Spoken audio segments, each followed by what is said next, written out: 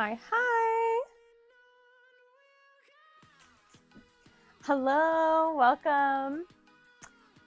I'm trying out the YouTube Studio music, so let me know if it's too loud.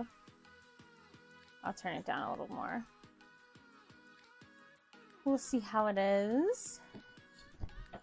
How's everyone doing?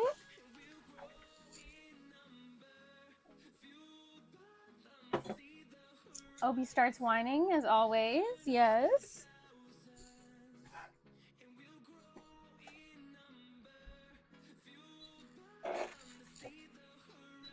We're gonna work on some Pokemon hats. I currently have 3 Mimikyus, 2 Eevees, and like 2 Umbreons cut out.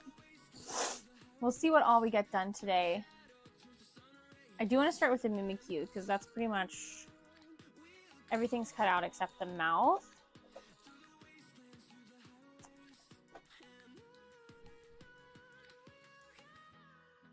So we can start with that. We're going to start with the ears. Hello, Stitch Souls are welcome. I played web fishing for, excuse you, sir. I played web fishing for the first time. I think it was like Sunday or something.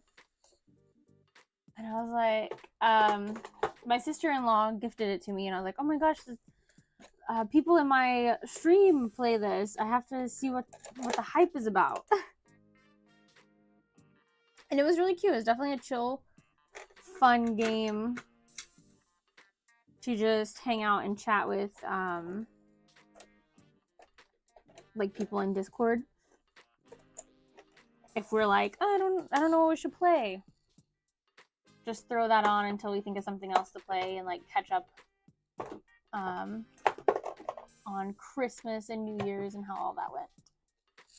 Also, I put my mic on my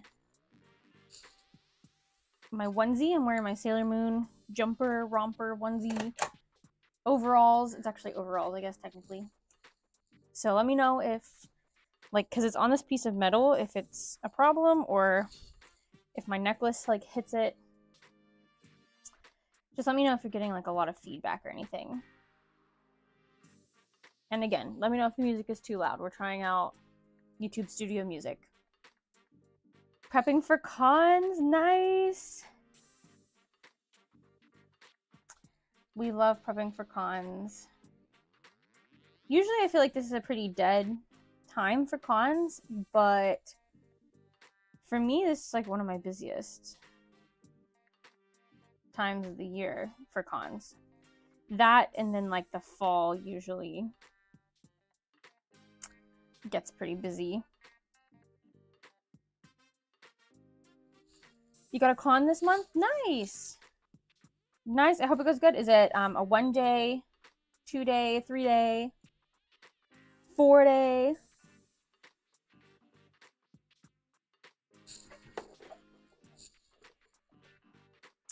One-day con, nice. I enjoy one-day cons. I expect to have a lot of one-day cons in my future.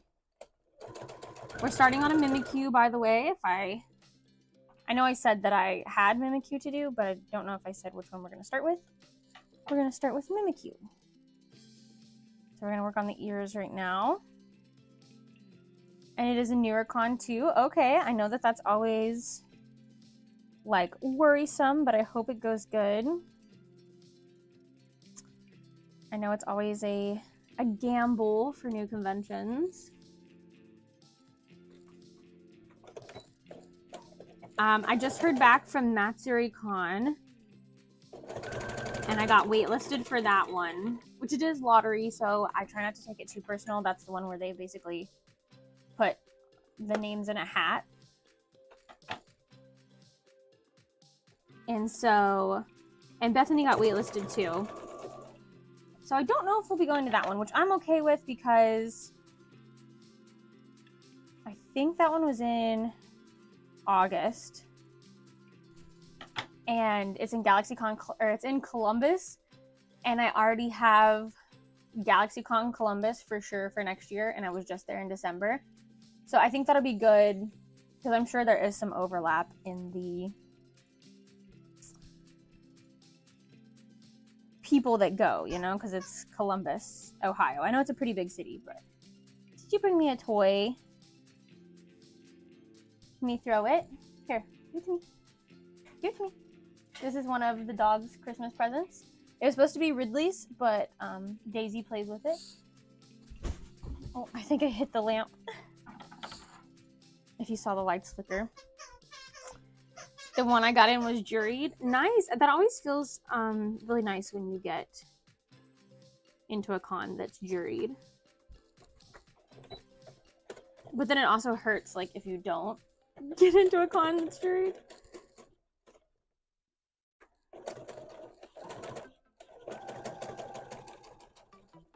Congratulations. I do really hope. Is it got a theme or anything? Or is it like anime, Comic-Con, or just kind of like convention, nerdy convention?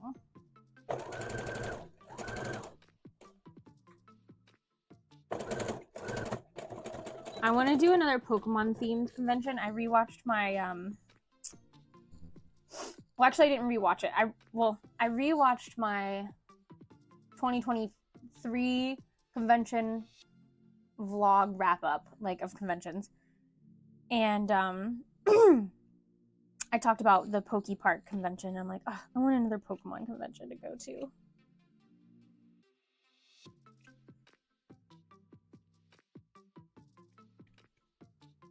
Or if there is a Nintendo just themed convention, that would be cool too.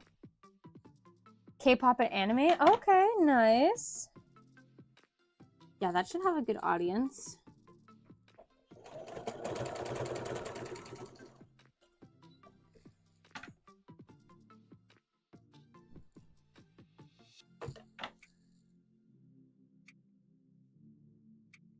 There's a convention in Pennsylvania. It's called Too Many Games.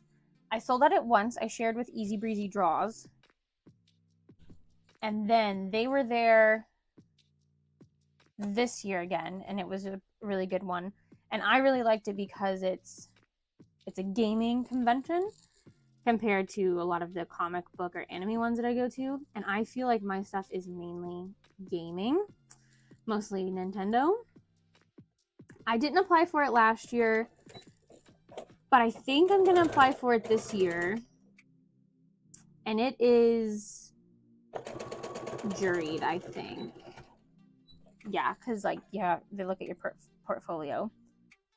The only thing I'm a little bit worried about is that you have to get a Pennsylvania tax, like, seller's license.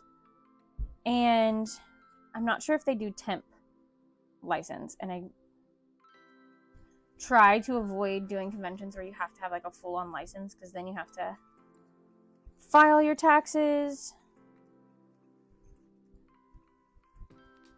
Even if you're, usually it's like quarterly, even if you're not in Pennsylvania. But if I sell online and I sell to Pennsylvania people, I have to start collecting Pennsylvania taxes. So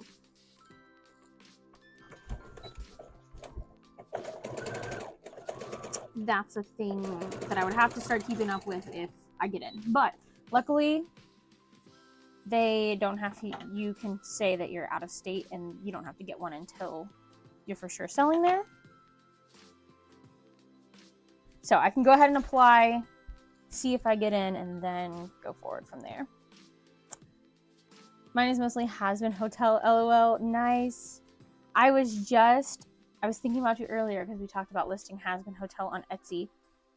And it reminded me, like, oh, I never listed my has-been keychains on Etsy. So I took the pictures. So I might try to list those sometime this week. I do have, so for pregnancy, you have to get a sugar test. Some of you might have heard of this because I knew about it because my mom had gestational diabetes. And so you have to go get usually around 30 weeks, your sugar tested to make sure you're not basically going to be a diabetic while you're pregnant. But it's honestly, it's pretty common nowadays. And I took my 1 hour glucose test Friday, and I failed, unfortunately. So now I get to go Thursday to do my 3 hour, which means exactly what it sounds like. I have to stay there in the like clinic basically for 3 to 4 hours while they like give me a sugary drink and monitor my sugar levels. So I'm gonna need something to occupy my time, and it's probably gonna be making Etsy and listings on my website.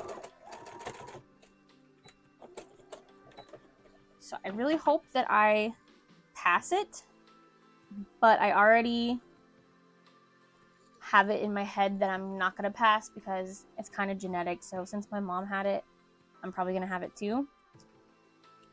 And everything will be fine if I just watch my sugar, which I've already started cutting out pretty much all sugar, like unnatural sugars, I guess I should say.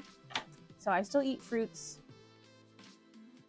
but you know, no desserts, no candies, no ice cream. Just to prepare myself, and hopefully maybe it'll help me pass the 3 hour. I don't know.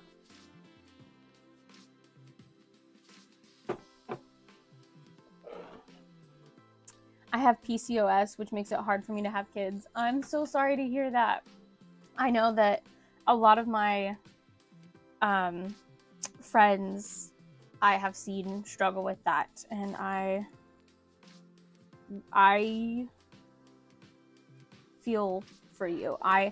Thankfully, as far as I know, we haven't experienced that, and we had a little bit of trouble having kids, but not any level of what others have. So every time I see like the people who post on Facebook, like it hurts me. So I'm so sorry to hear that.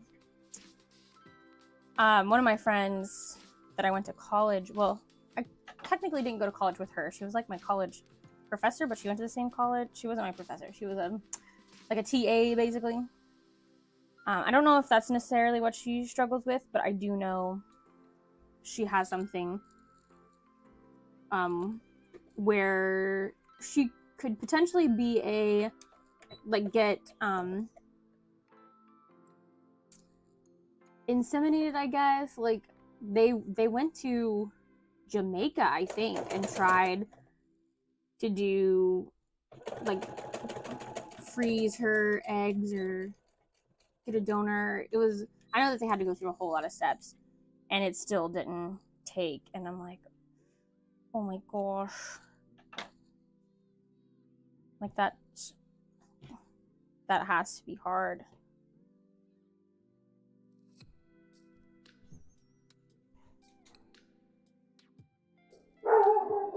Obi, no sir. I don't even know. Oh, might be the school bus? No, it's too early for the school bus. What are you barking at?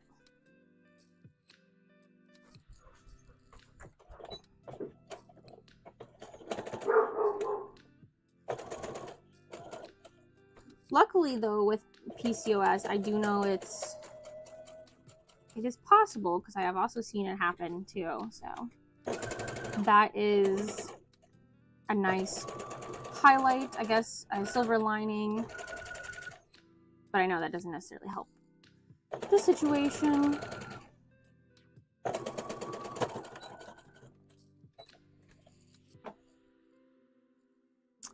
We took a child class this weekend too. Like, it was full of baby stuff this weekend. I had to get my sugar.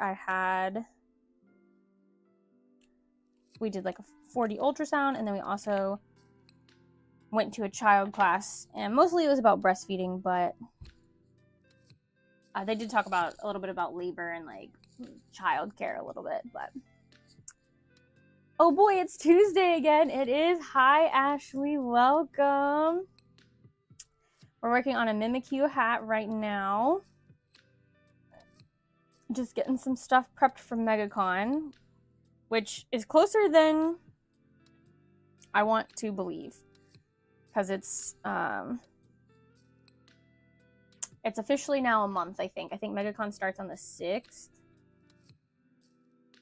and so I've already come to terms that I probably won't have the same amount of stock that I had last year, because I went with like $10,000 worth of stock, but I only sold about 5,000, so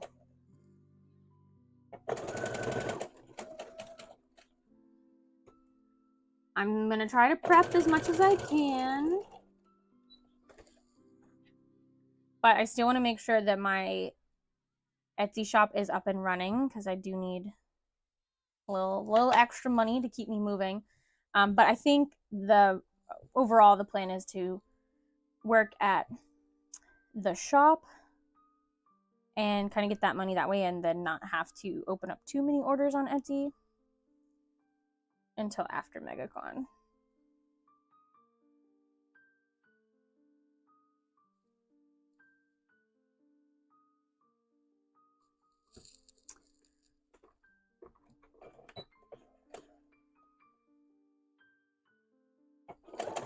Joey and I played through Sun and Moon, I think like last month.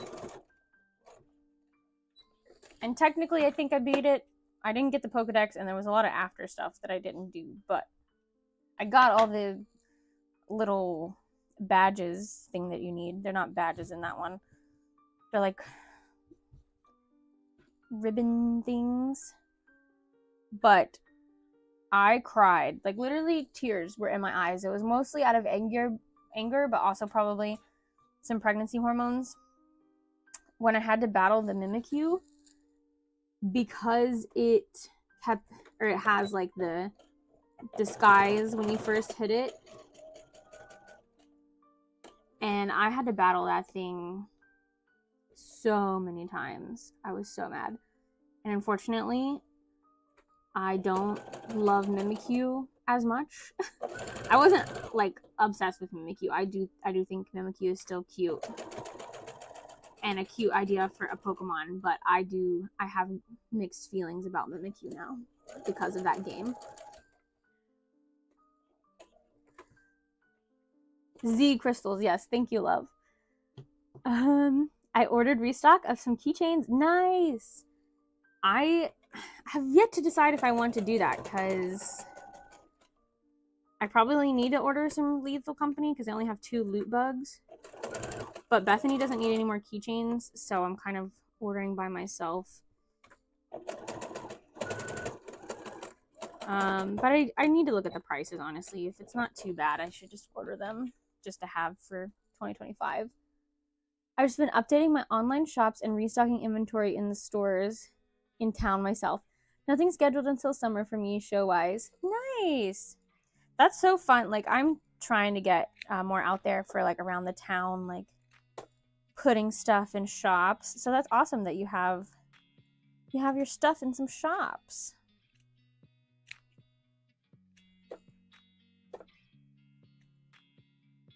And you have plenty of time to prep for your summer conventions. Oh, that's what, I don't know if I finished my thought. That's what I was talking about, where because I'm doing that 3 to 4 hour glucose test, I'm going to be in the waiting room. I assume I'll be in the waiting room while they're waiting, making Etsy listings and stuff. So be sure to check out my website. I might have some cool stuff. I know I'm going to put up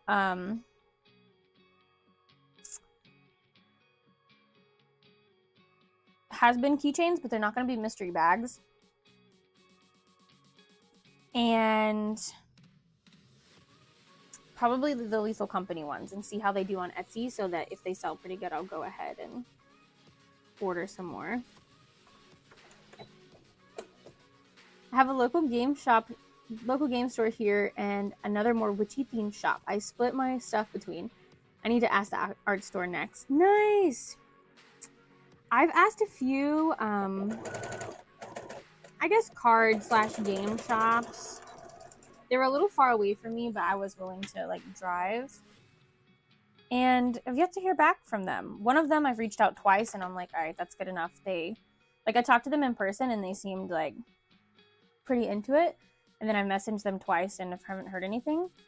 And then another one, I met at a convention, and they seemed interested because they actually mentioned to me first, like, would I be willing to put some of my stuff in like a shop? And I was like, yes, I would love to. And then I reached out and didn't hear anything. So I might reach out to them one more time, because the person that I talked to was not the same person that in person that I talked to on Facebook. So, and then there's one that's a lot closer, but I don't want to just like message them. I want to actually talk to them in person, and we've only been in there once, and I kind of want to make an appearance like one more time, I think. Plus, we already were asking a lot of questions about Pokemon cards, so I'm like, we'll come back. I'll ask another time. I want to put some of my stuff in a shop, but there are not a lot of stores that would take my stuff. Yeah, that's the hard part. I was trying to find your like niche, like around, especially like we live in a small town, and I know that there's nerds here and the weebs, but we technically don't have any kind of shop here. So that's why it's like you got to go to the next couple of towns over, and some of them are like a drive.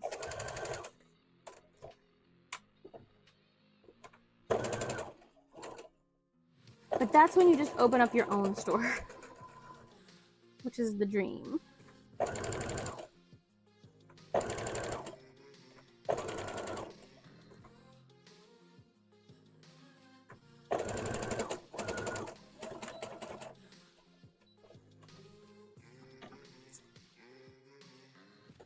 I was asked to put my stuff in a cat cafe, but they are now closed. Oh no!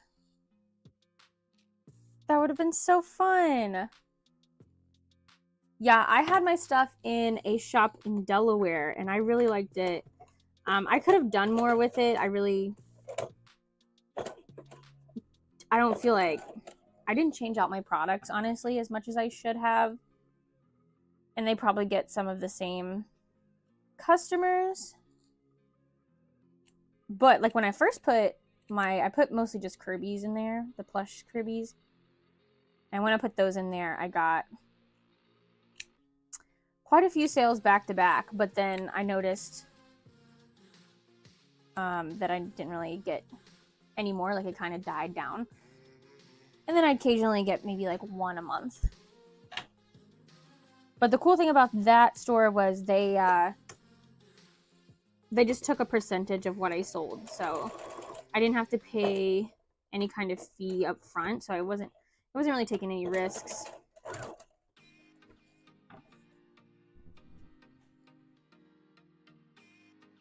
And the one shop that I reached out twice to, I was excited about that one because they said that they would like kind of buy my stuff up front and then sell it. And then if it sold good, they would contact me to like get more. Very small town here too. Next closest cities are like 2-hour drives. There's one I do talk to occasionally and restock dice bags for. Nice. We love dice bags. Yeah, big cities for us are like 2 hours. There's kind of one that's like an hour. And it's like a college town.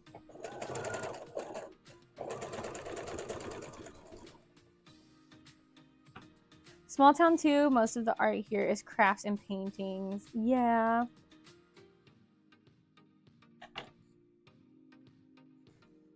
That's how I feel like it is for like craft shows in this area too, is a lot of quilting or like arts and crafts. And I mean, now we're getting into like 3D printing is getting really big in the area, but. And we do a farmer's market here in the summer. And I reached out to them a little late. But they said, like, you know, they can put me on, like, a wait list. But I'm not really sure if my stuff would qualify, even though it is, they said, only stuff that you grow, make. But I think they also said like craft or build or something. But for that, I probably would target more. I would try to make like cutlery sets, things like that, like home things instead of with a little bit of Pokemon stuff.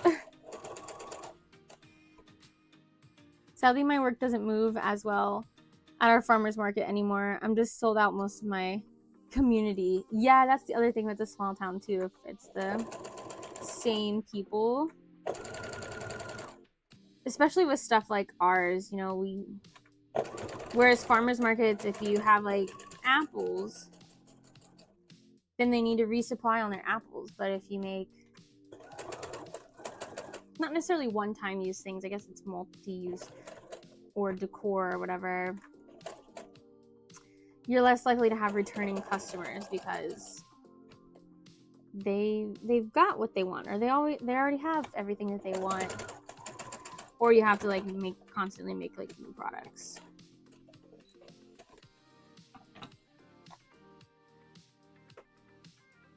I did a night market downtown and I made good sales, but the problem was too many resellers. Oh yeah, they're just everywhere nowadays, and it's so sad.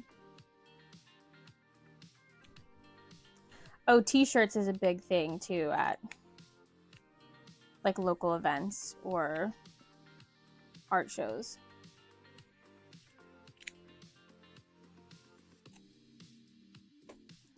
Which is fine because there's lots of stuff that you can put on a t-shirt, but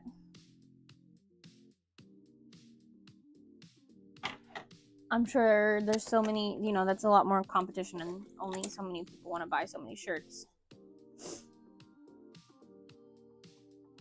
Those are literally the worst. Ugh.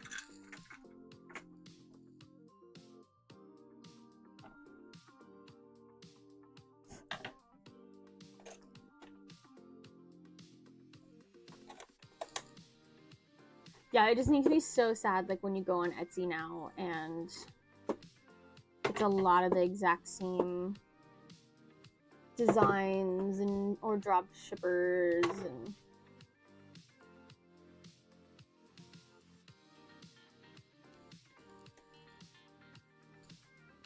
you're like, how do I find the person that actually drew this or like is actually making it and not getting it from somewhere else?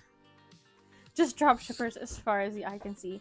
Yeah, I thought it was bad because I make plushies. So of course I search plushies on Etsy to see, you know, what's out there, what other people have, what they're pricing it as, just doing research.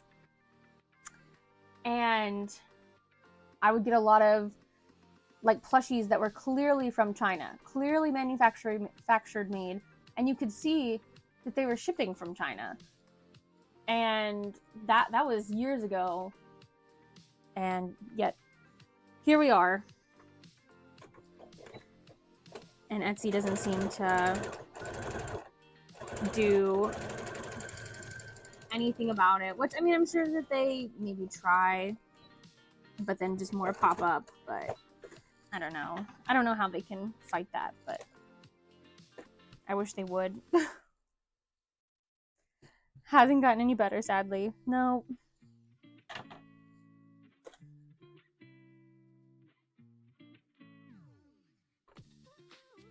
And that's the struggle, like, with your own website, though, is it's expensive to own, like, a domain and keep it running. Like, I pay for the yearly Shopify, and I think it's like $300 and some.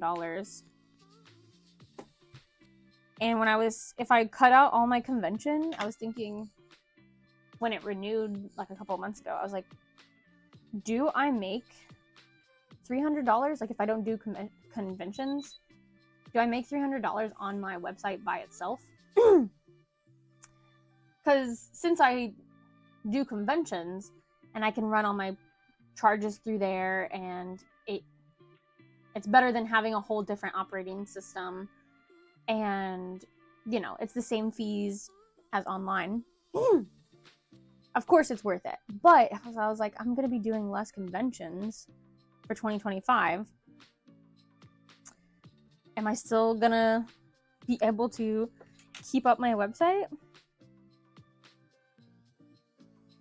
And then not too long after, someone ordered an XL and a regular size Appa on my website, and I was like, okay, we're good. As long as like one person does that a year, we're good.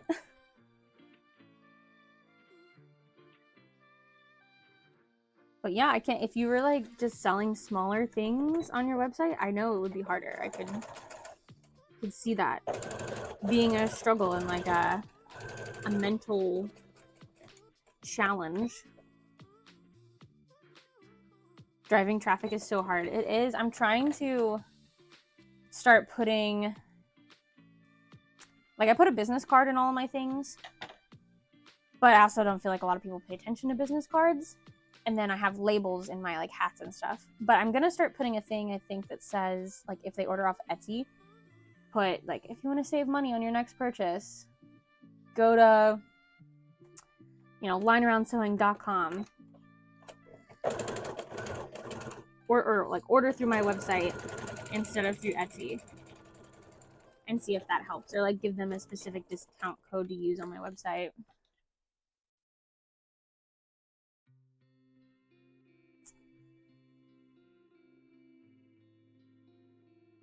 Did I tell you that the February con I'm doing has art thieves and resellers? No! No, you didn't. And way too many tattoo booths. Ugh. Ashley said, which con? El Paso Horror Fest? Ah. Oh no. Did they just drop the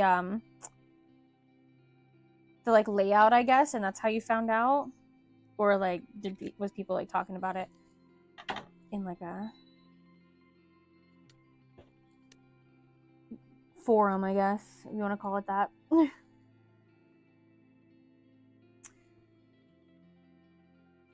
That's not fun. Yeah, I know the tattoo artists are becoming more prevalent, I guess is the word, in Comic-Con and anime thing, which is totally fine. But yeah, when it starts to take over, then that's when I'm like a little scared. Because tattoos are expensive, so people are gonna go spend their money on like tattoos. And then you have more competition. But I mean, I do like tattoo conventions and I like selling at tattoo conventions, but that, like, at least you're going in knowing that's what people are here for.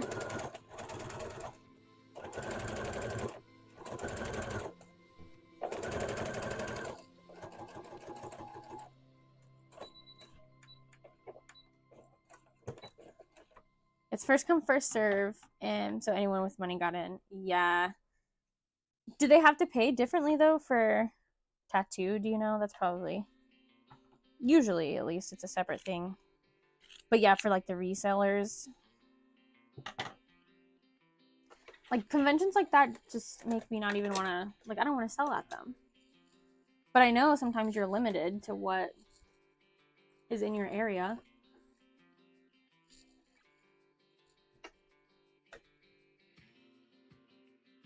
And I usually give, like, every event a one-time chance. Unless I've heard, like, really terrible things.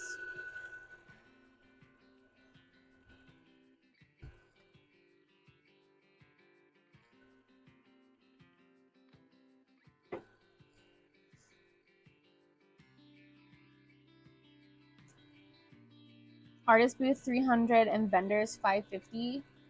How many days? Is it a 3-day? Because, I mean, that's steep for Artist Alley. 2 days? Yeah, that's feels really steep. Which is, you said it was a horror convention, so I don't know prices for horror conventions as well. But unless they give me like a bigger space, I'd be like, do you know who you're selling to? This is artist, okay? We're struggling with cons starting up here and just accepting any and everyone. So there ends up being a ton of 3D printers with the same models. Yeah. A 10 by 10 space. Oh, okay. Then that is much better. I would pay $300 for a 10 by 10.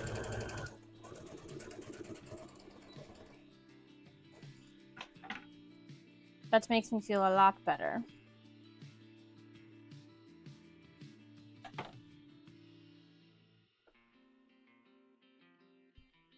And the table is 8 foot. Okay, we love a good 8 foot table.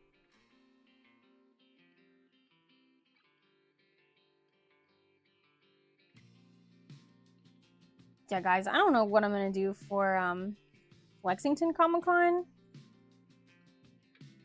because it is a week before my due date, and that is the most expensive table I have so far. It's $1,000.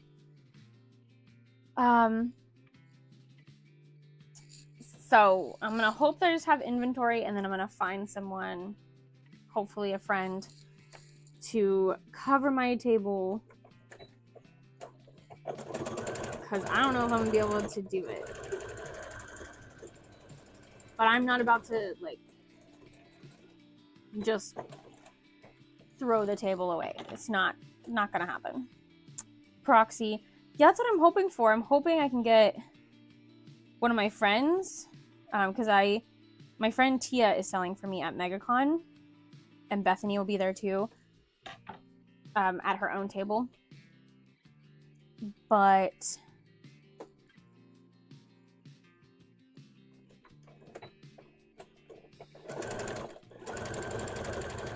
I don't know if I know Bethany won't be there because she has an opening for her job, and then Tia might be able to. I do have another friend that lives in Lexington that maybe should be able to, but I don't know. I'm always just like, maybe I should just get someone who has done conventions regularly, like that does proxying as like a job.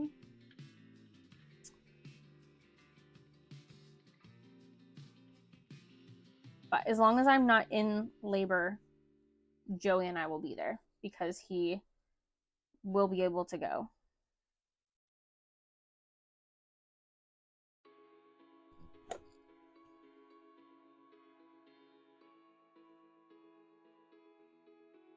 I'd offer if I wasn't in California. LOL. I appreciate it. I know a lot of artists that are gonna be there, so I'm like, at least I'll have someone, like, say I go into labor and we have to leave and like there's not time to pack up. I can probably reach out to them and be like, hey, can you just pack up my booth for me and I will like send one of my family members to like pick it up or something, if you can just pack it. So I feel confident that if anything happens while we're there, we'll have help.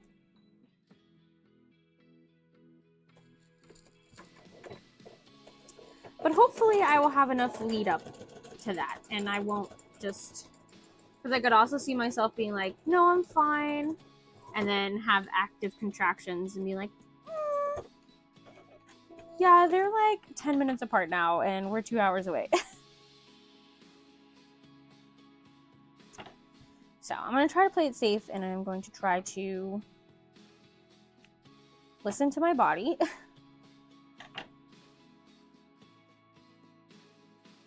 But that's the main reason I didn't want to go to Megacon, was because I was going to be away from Joey for like almost a week. And that's a month before my due date, which I probably wouldn't go into labor, but I would be worried that the stress would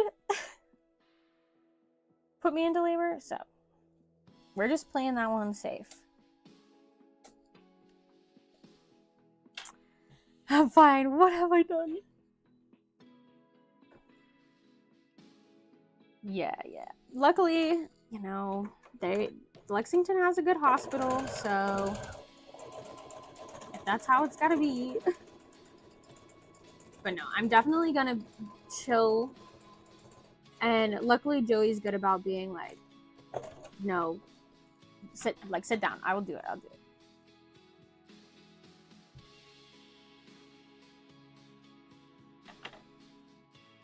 It's a 10 by 10 booth though. That's why it's like, you know, $1,000. It's a 10 by 10 and I have a corner.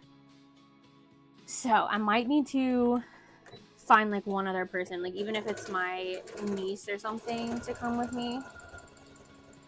Or my mom. I would even like have my mom come. I just have to be like, Mom, don't judge, okay? You're gonna see a lot of things that you don't normally see, all right? Don't say anything. Keep your mouth shut. And that might be a little hard for her to do, but we would make it work.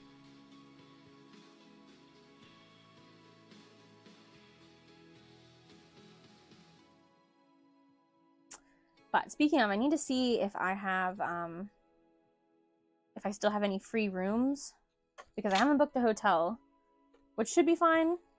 I might have to pay a little bit more money.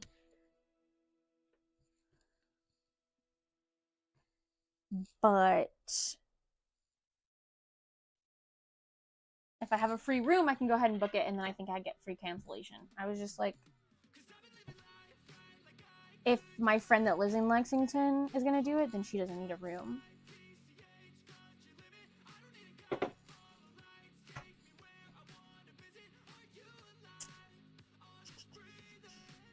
Oh no, I forgot to buy a tent for an outside market.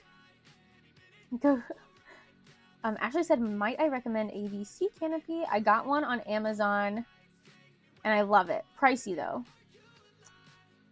You said we were driving. I mean, we can drive, but that was the plan, original plan. But if it's 2 hours, you know, in the morning and at night, I don't know if we would be better, if we would rather just get a hotel. But I'm totally fine with driving if you want to, like, I don't know if I will be able to drive because my belly might be so big. But I'll attempt to take turns with you. It'll just be an early morning and a late night. But I mean, we can totally drive. I guess we'll see how the weather is too. And I mean, I guess in that way, if I'm not feeling it,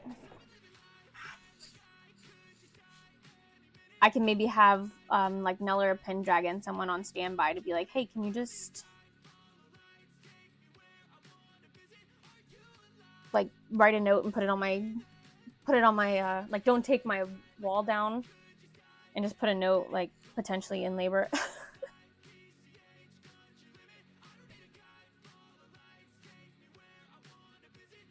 Because I've reached out to this convention 3 times now, and I'm not taking it like personal. I know the guy, like Jared is his name, and he's very busy and he does a lot of different conventions. So I'm expecting to hear something back probably a month, like maybe in February. But by then it'll kind of be too late. If he still wants to give me a free refund, awesome, I'll take it. But I think it'll be past time of getting a refund. And like I said, I'm not throwing away $1,000. I will be there, or somebody will be there to sell my stuff. Because it's not an artist table, it is a vendor table. So I don't have to worry about the artist has to be there or anything like that.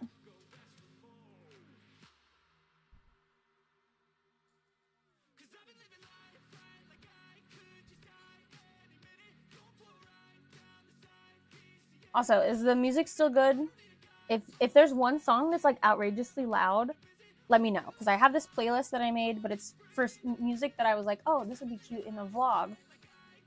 But if there's one that's like ridiculously loud, let me know so I can take it off and not damage your guys' eardrums. I dropped the pen and I'm trying to pick it up without bending over, but I have socks on. just kick it over here.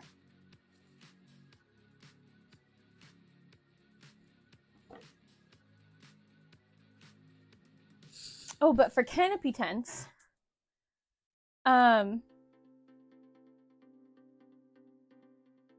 what did you say? Okay, I was worried for a second. I was like, is my mic dead?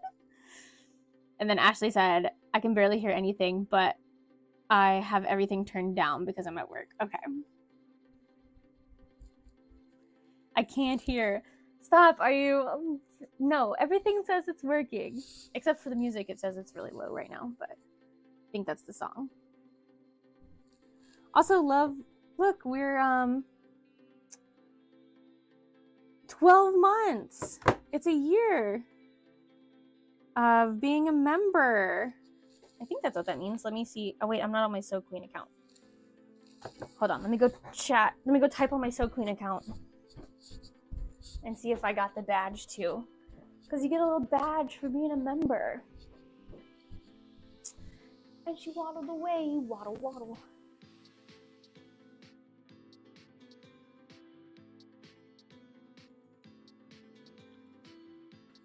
Yeah, I got it too.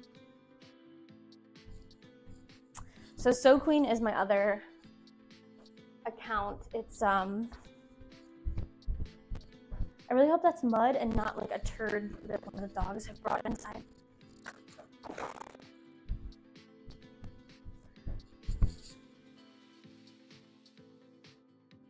Gross. Either way.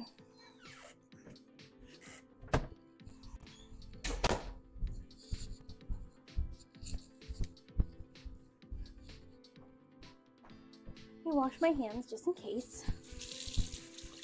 I picked it up with a paper towel. I didn't touch it.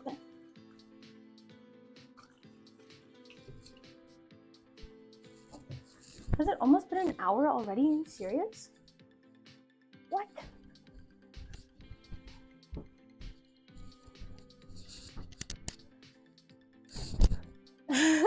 I'm messing with her, lol. I hear it. Thank you, Stitched. I appreciate it. My husband's just being mean to me. But for canopy tents,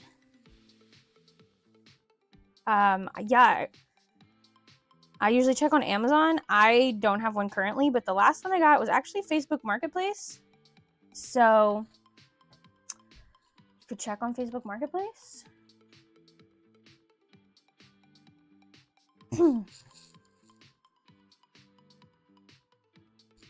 Or honestly, if you have like a Facebook and want to post on Facebook, because I feel like there's a lot of people that have one in their garage that they take on summer vacation, but then they forget about it and they never take it on summer vacation. So especially right now in the winter, maybe you could find one, which I think you're in the Texas area since you said El Paso, so I don't know, maybe they always use canopy tents there. Okay, this is a right pocket. Oh, birdie do birdie. You're fine.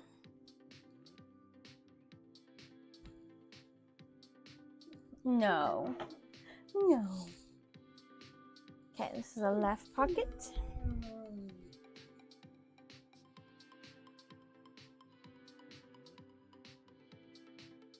Also, I only have a few songs on this, but it's lasted an hour, I think, so that's good. So maybe we'll just replay it after an hour, but I will add more if this works. I also need to make sure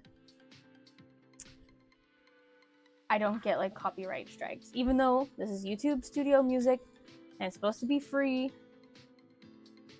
and it's the one that like the license is never supposed to change, so it's supposed to be free the whole time.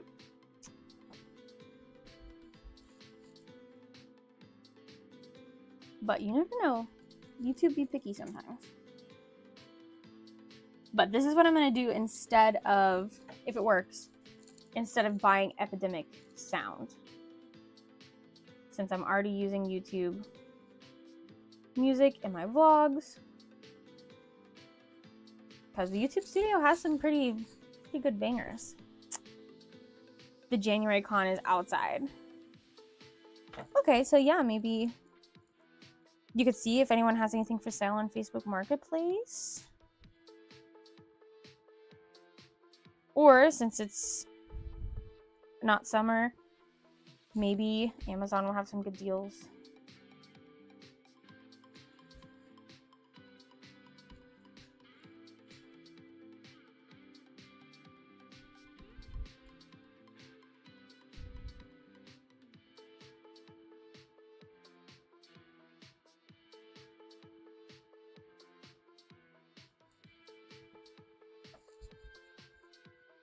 But yeah, I'll have to definitely check out that one that Ashley recommended, the ABC Canopy, because I currently just use one that my mom has, like I said, one of those beach tents. But I only do usually one outdoor event a year, if I can help it, because I don't love outdoor events. They're just so unpredictable. And they stress me out.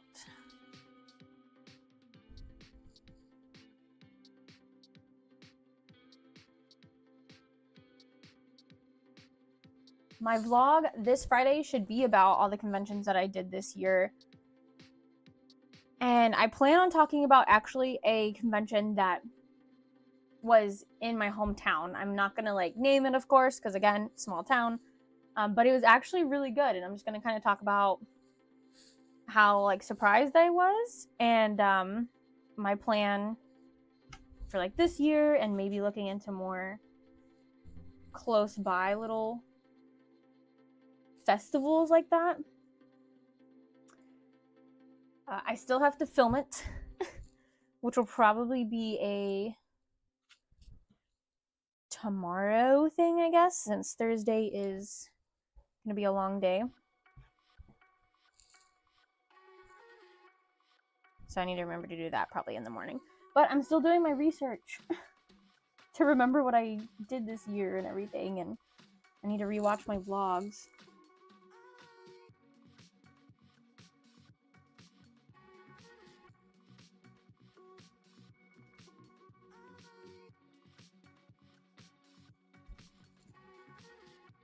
Which I started today, but I'm still on Megacon, so.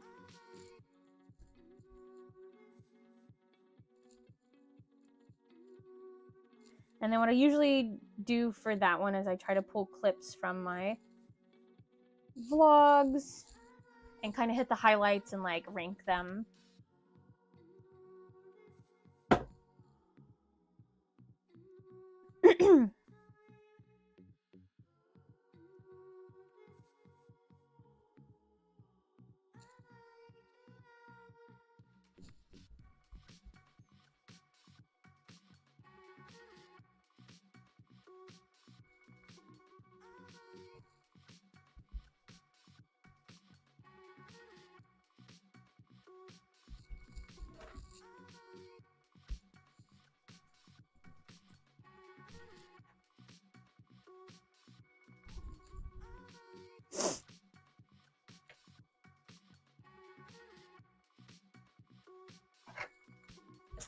Okay, left hand pocket.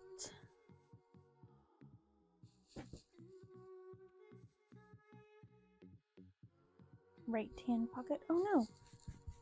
Why is this dirty? Okay, it's coming off.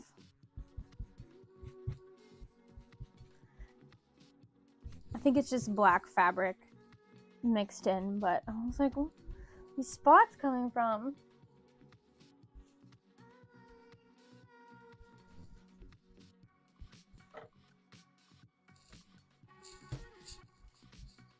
Because sometimes Joann's, and I'm sure other fabric stores too, but I usually get my fabric from Joann's, they will be putting like white fabric right next to black fabric that sheds crazy. or they put it like on the floor. And I'm like, did you guys pay attention to what color this is? It's white.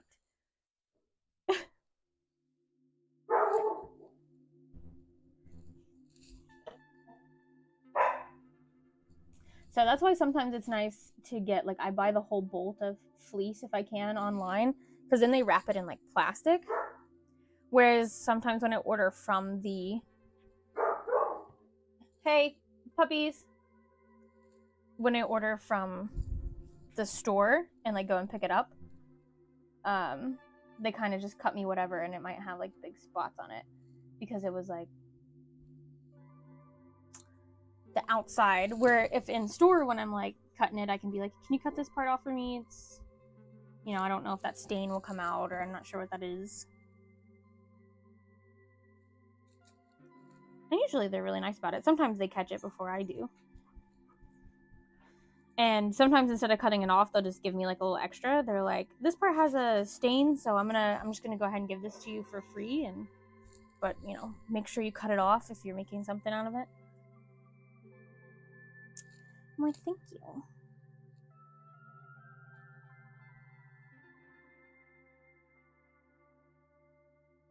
I should really start doing what I do for our Walmart pickup orders, which is when I'm low stock of a fabric, go ahead and like go on Joann's and add that color. Even if I don't need a whole bolt, just add it as a whole bolt. Because then I forget when it's time to get more fabric, and I'm like, what colors do I need?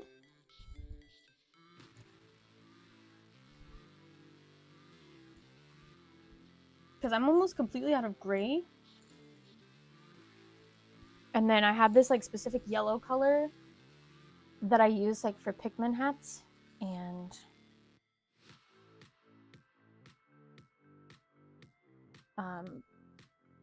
I'm bad about checking.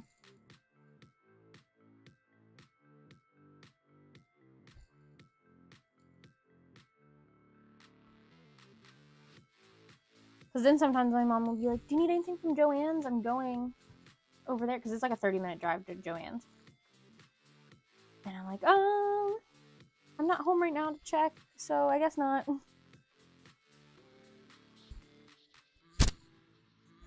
So I think I'm gonna start doing that. I like that idea, because I have like a note in my closet where my fabric is to write down if I need, but again, I don't have it on me. It's in my closet if I need it, and that's not helpful.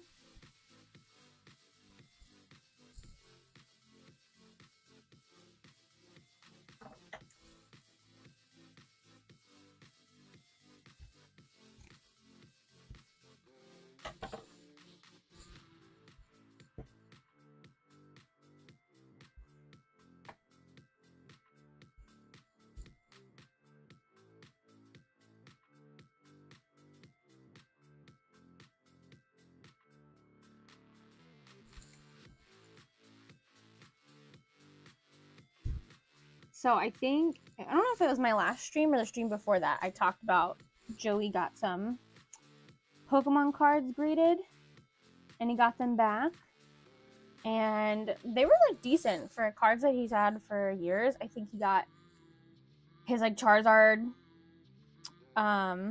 was a 5, and then he had 2 7s. And now I'm blinking if he submitted 2 or if he submitted 3 cards or 4 cards. I know there's a Pikachu. I think there was 4. Pikachu, the Charizard, and another Charizard, and a Blastoise.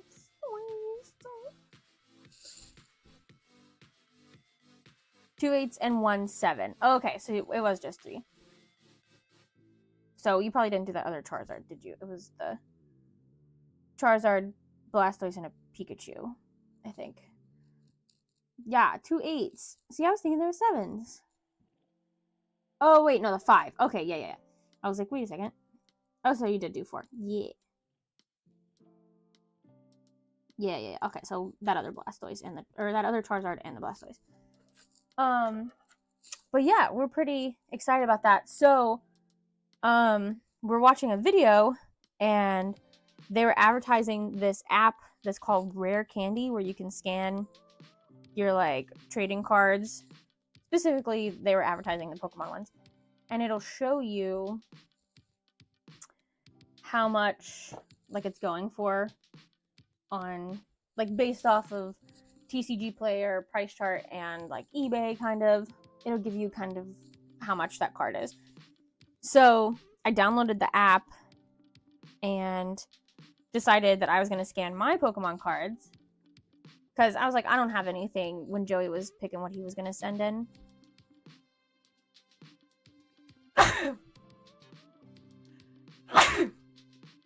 Sorry. When Joey was picking what he was going to send in, he asked me if I wanted to send anything in, and I was like, no, I don't have anything like worth anything other than like I was potentially going to send in my Lapras that he got me because that's my favorite Pokemon, but I knew that it wasn't going to be a card that I would sell. It would be more of like a card that I would want to get graded and just keep forever, which is totally fine. But there were still cards that he wanted to send in, and I was like, no, it's fine, I'll wait, I don't need to send one. Except when I started scanning my cards on that Rare Candy app, and I had some like from 1999 that were actually pretty decent if it came back a good grade. Left, right, okay, sorry, I had to figure out which way I need to flip this. So then I started going through all my cards, and I have a binder, which the ones in the binder, of course, aren't as in good shape, and they're like older cards. But I forgot that I also had cards in a deck box because I used to play the trading card game and had some good cards in my deck because, of course, I want to show off what cool cards I have. And I was going through them, and I had a Skyla one, and I was like, I was telling Joey, there's a Skyla card that's actually like worth like pretty good money. I remember like eyeballing it and really wanting it because I like really liked the artwork, because that was like one of my first cosplays was Skyla from Black and White. And I'm still looking through like my deck and like scanning every single one. And then the Skyla one, like I pulled up the one that I was talking about, and I was like, this one I really liked, and I wanted it, but I never got it. And then it turns out I did get it. I did get it. And just the card, like without it being graded, I think sells for like $300 to $500. I know I did not pay that much for that card, which this was like 2015 probably. And if I bought it, it was probably at a convention. And the max that I would have paid would have been $50. And that is a lot because I'm a cheap person. I don't think I paid $50. Maybe I paid $30. Because it was like sentimental to me. But yeah, I was like, I have to get this one graded. So we sent in 4, 5, 6, 7 more cards. Joey sent in 4, I sent in 3. And we'll probably hear something back about those in February. Usually it takes about a month, or at least the last one we did took a month. And I sent in Skyla, and that one I will keep no matter what it comes back as.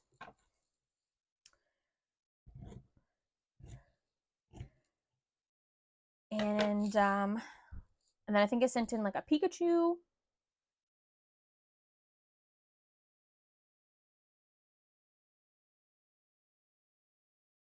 And I think a Venusaur EX, I believe. Luckily, I took a picture. And then GameStop, of course, takes a picture too, because we send them into GameStop. That's the new thing GameStop's been doing is they send in your cards to be graded, and they cover like the shipping and fees, and then you have to pay, it's like $16 per card. But we're pro members, so we can use our like $5, and we can use our points and stuff to go towards that.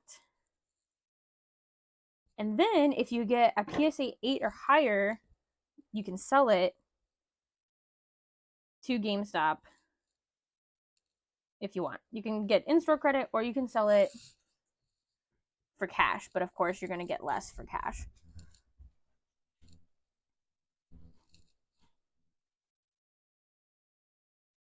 But I think that that's pretty cool if you don't want to go through the hassle of like opening an eBay account and selling your cards on there.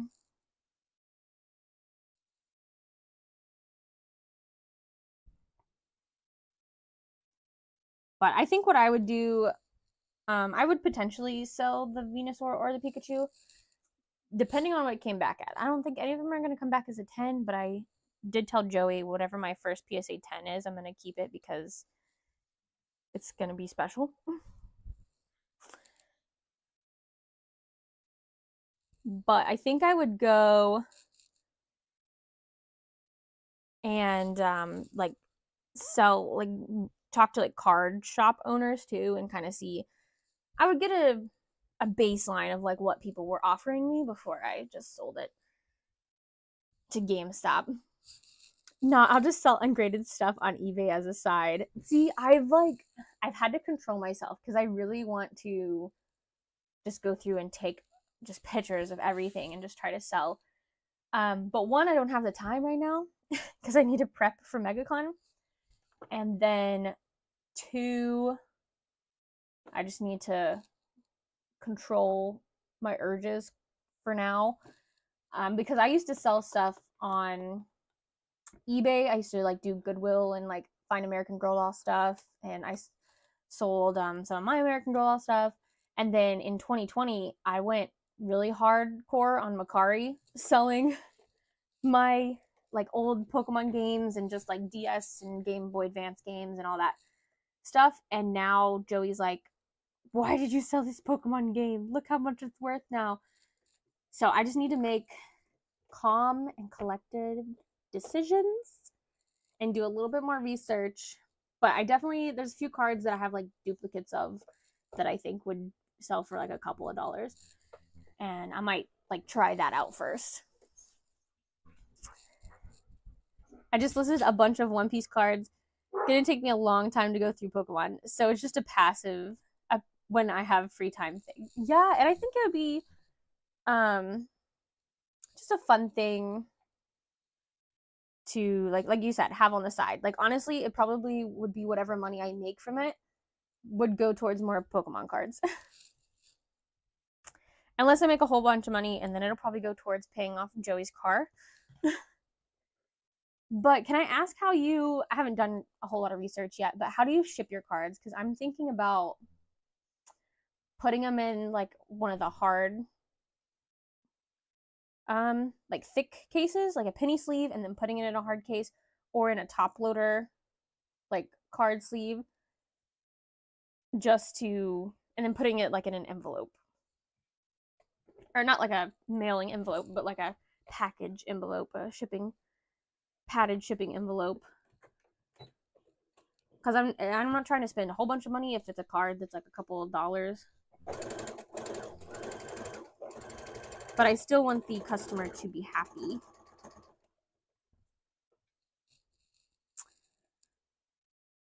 Yeah, it goes back into cards, LOL. I charge for shipping, so I put them in penny sleeves, top loader, wrap in the invoice, and small bubble sleeve, then into a padded bubble mailer. I don't trust sending nice cards out in the bare minimum. Yeah, no, I wouldn't trust that either.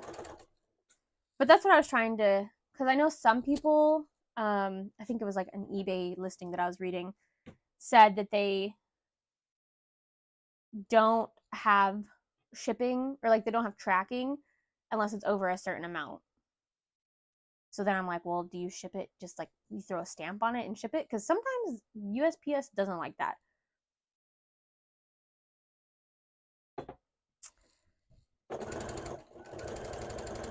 because it's got to be able to, it can't like be super thick. It's got to be able to go through like a little bitty sleeve. Tia said, I'm here. Welcome, Tia. We're talking about Pokemon cards.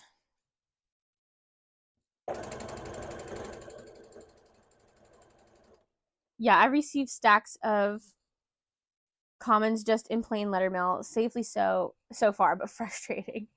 Nice. Do you just like order off of like eBay and like get like a lot, like, you know, a whole like stack of Pokemon cards and just order? Because I was also curious of like, how do I sell commons, like, you know, ones that we have quite a bit of.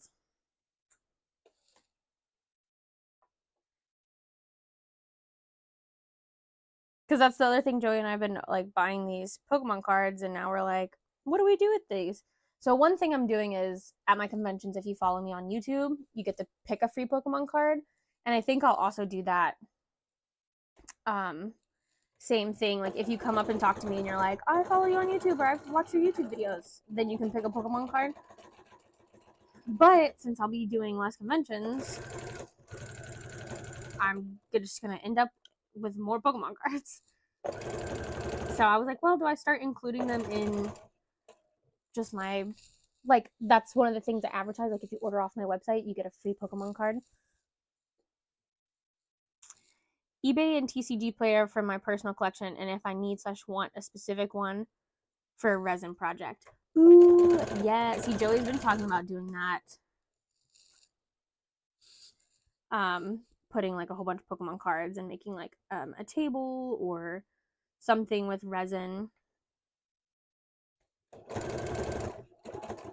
I actually have a Pokemon card, I think it's Lapras, in like a little resin flower. I don't know if I'd call it a sun catcher, but it's kind of like a little hanging decoration.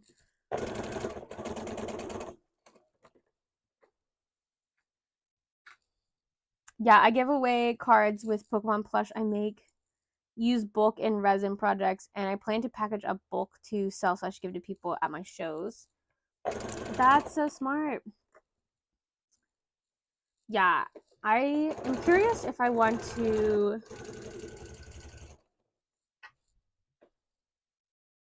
do only if you buy like Pokemon themed item on my website, or just like every order gets a Pokemon card.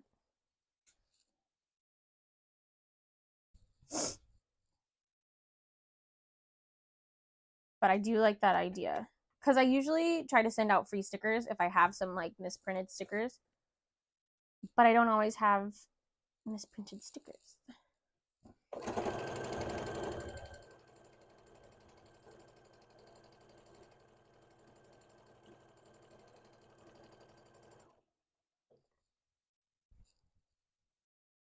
Oh, but yeah, bulk at shows is a good idea too.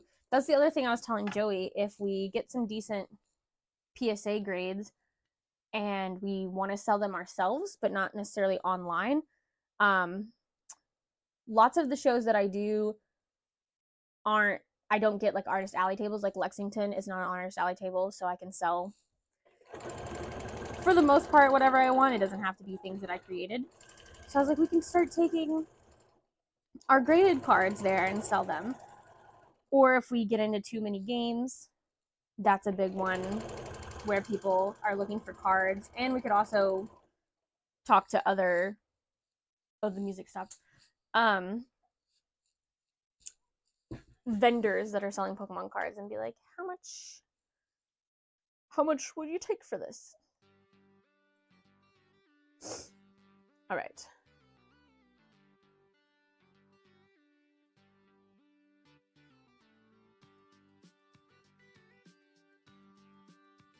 Restarting the music. I bought from artists before who put free cards in packages. Shrugs. So it's not unusual for me. Nice. Yeah, I never thought about that until I had all these Pokemon cards, and I'm like, what do I do with them?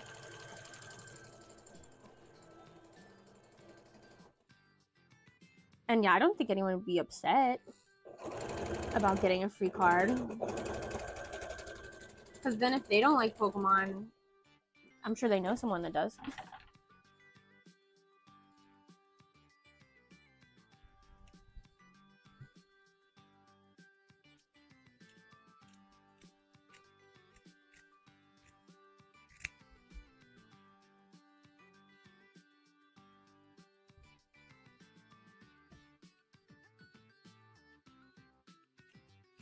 Here I thought I was going to get a whole lot of hats done because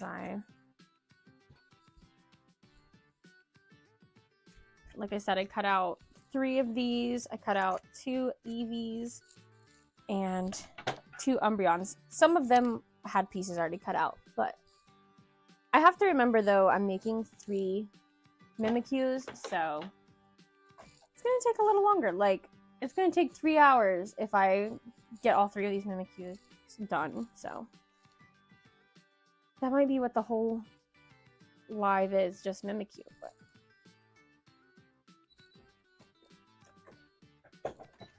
I do want to do one live sometime. It'll probably be after Megacon because I need to use this time to prep.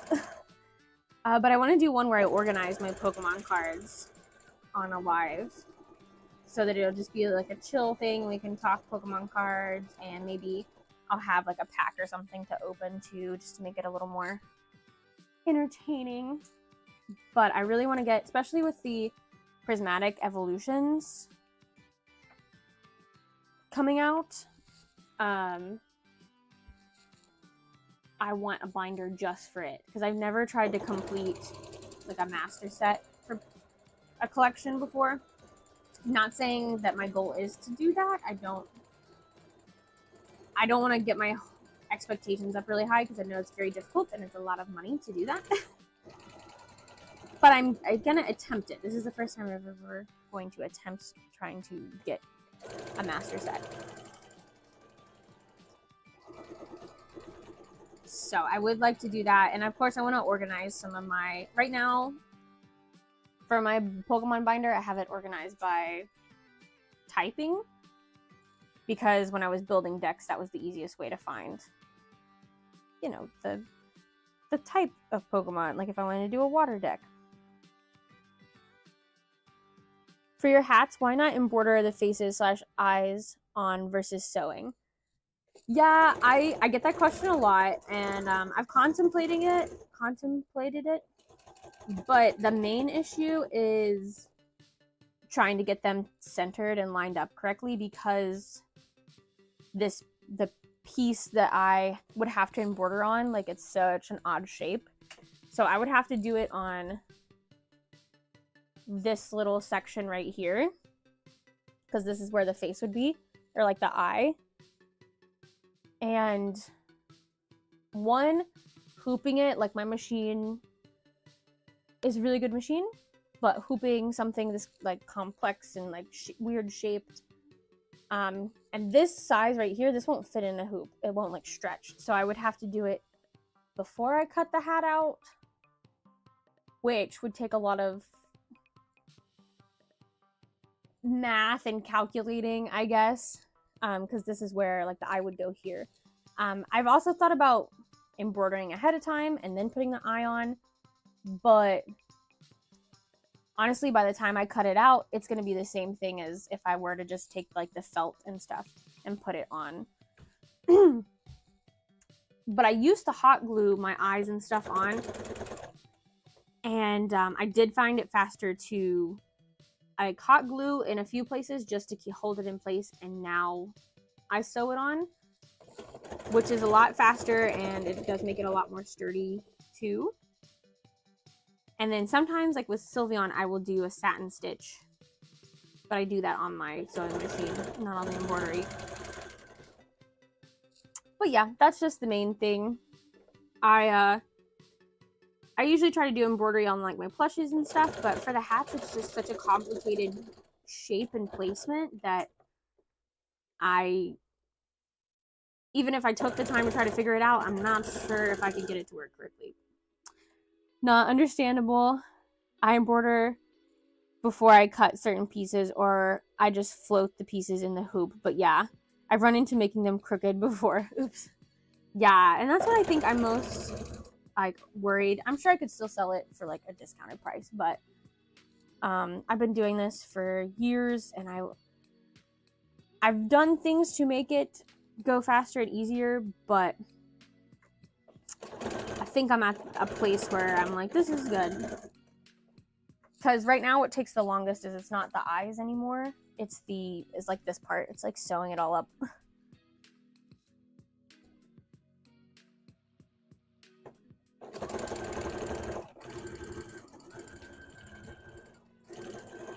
I do think though getting a new sewing machine that could do better with like thicker layers of fabric would help me though. So maybe 2025 will be the year for a new sewing machine. Or I'll get a new embroidery machine that's like really nice. And then the one that I have right now that I use for embroidery is a sewing embroidery machine, and I would make that my sewing machine.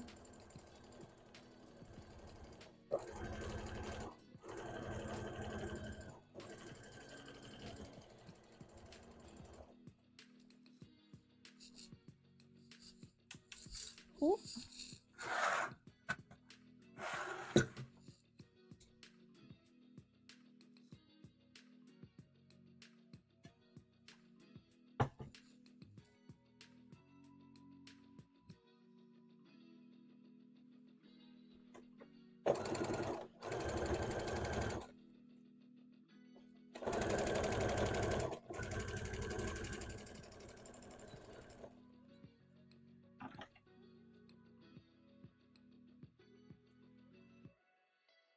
So I made a coffee this morning. And I was packing up my stuff. I was finishing up like a Pikmin bucket hat to try to get it in the mail before I went to the shop, my stepdad's shop, to work. And I had my coffee over on my cutting table, which I knew was a bad idea. And I kept eyeballing it. I was like, I need to move that so that I don't spill it because it's in dangerous territory. But I was like, no, I'm almost done. Like, I see it. I'm going to be very careful. And I got my stuff packed up. So we were kind of like out of the danger zone. All the orders, like all the important stuff was put away. And then I grabbed my bag that I was putting stuff in, and I like hit my cup. It was like a little glass like this. And spilled all my coffee on my cutting table. Luckily, it was just scrap fabric pretty much that was on there. And bucket hats that were still wrapped in plastic, thankfully. They were just plain bucket hats. So even if they did get ruined, it wouldn't have been the end of the world. It would have been like a couple of dollars that I lost. But I hadn't put the work in yet for them. And I ran and grabbed a towel to check the damage. And it ended up being okay, but I was definitely frustrated. And without coffee. So, you know how that feels. I've been there. And I frequently spill paint water on my work area. Good job, us. Yeah, I'm the clumsiest person when it comes to spilling drinks. Like, even this, it has a lid, but I mean, it has a hole where the straw goes, so it still spills. And I'm so bad about spilling, even if it has a lid. I'll find a way to spill it. I was drinking a Canada Dry at my computer desk, and it has an outlet thing in it so that you can like charge your phone and like plug stuff in on top of your desk. Spilt the Canada Dry all inside that outlet. It through the breaker, and I think it ended up coming back on, but I was like, or it threw the breaker, and then I was like, before you turn it back on, let me unplug everything that got wet. I can't remember exactly how that played out, but we were like making sure the thing was out before I unplugged anything and all that stuff. And then I just never plugged anything back in to my desk. And I was like, I can't be trusted. And now where we've moved my desk, my computer like tower is on the desk, and it makes me so nervous. So I put my drinks on the other side just to be safe. Like I don't put anything liquid over there because I don't trust myself. Even when we're opening like Pokemon cards and stuff, or like we're looking at what we want graded, I like put my drink on a whole nother table because I can't be trusted. Don't let me near anything important with liquids. Oh yay, someone got their APA in the mail. I was like, didn't think that I sent them tracking info because I ship through Pirate Ship, and sometimes if I don't have their email, I don't know where to send the tracking info. But they said that they got an email, so I must have had their email somewhere.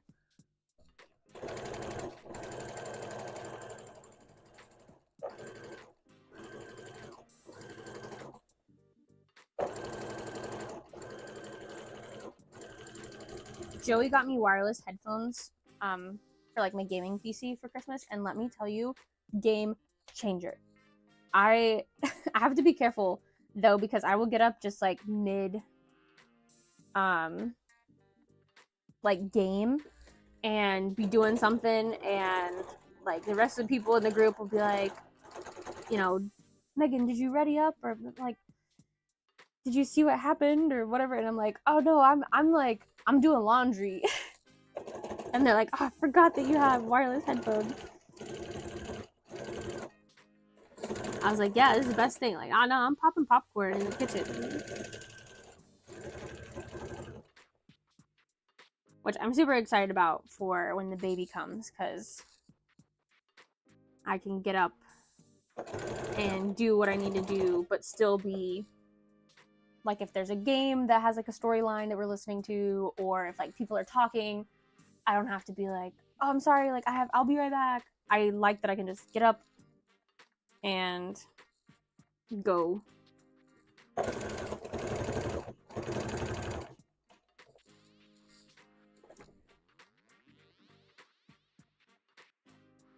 And still be present and not miss anything.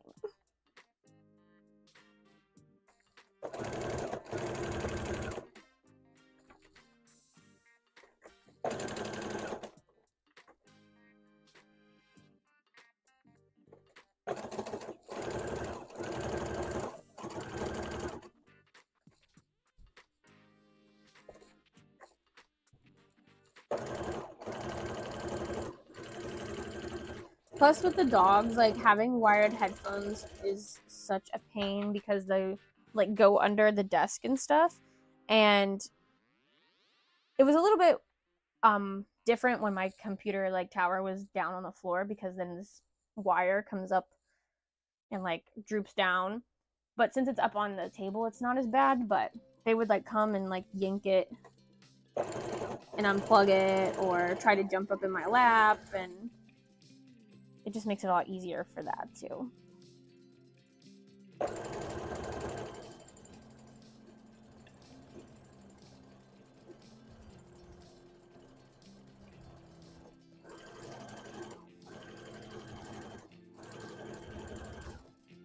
I'm gonna ask Bethany if she wants to do, I'm gonna text her right now actually before I forget, if she wants to do a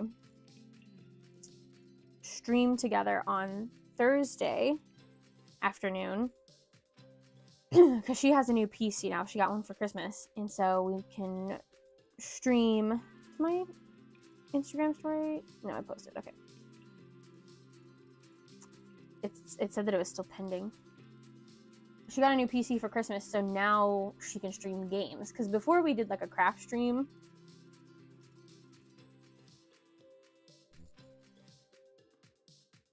Thursday.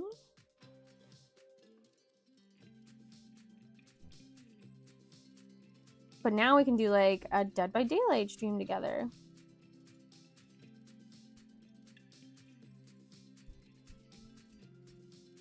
And we've been waiting for her new PC to come in before we do a game stream.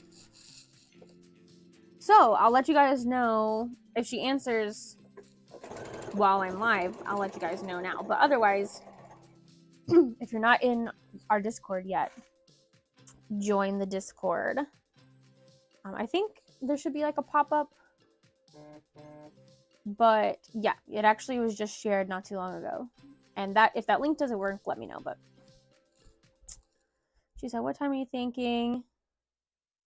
Oh, she'll have to work till 5:30. Okay, that's fine.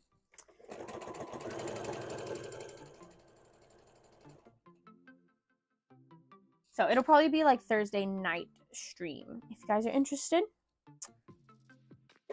Not sure what we're doing yet. It'll probably be Dead by Daylight. Just because that's the one that we've talked about before.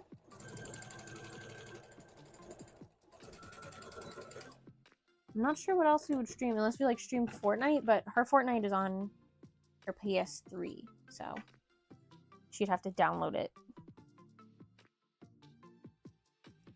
Or we could do some kind of Sims thing. She's been really big into Sims, but she likes to build houses, and I like to grow families, so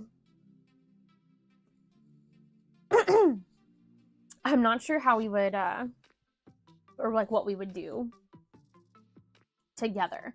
Like separately, she would be doing, you know, house building challenges, and I would be doing 100 baby challenges if we had to pick a stream topic about Sims.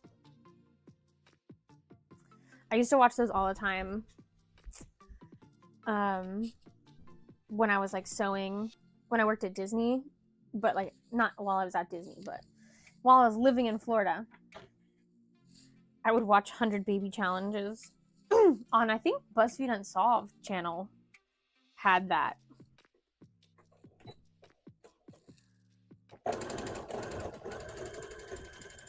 Or just all the different challenges that you can do.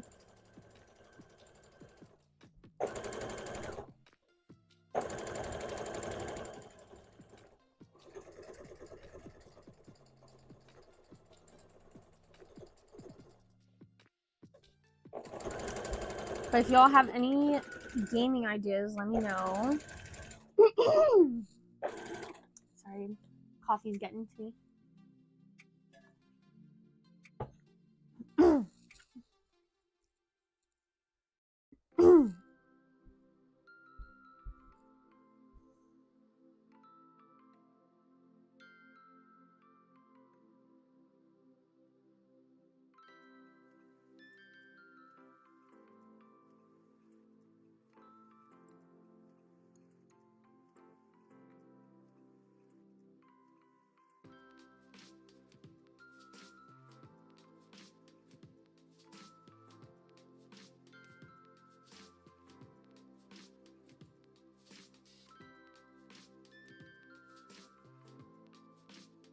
Sorry, I'm counting what time my sugar test will be done. Because that's all that I have on Thursday.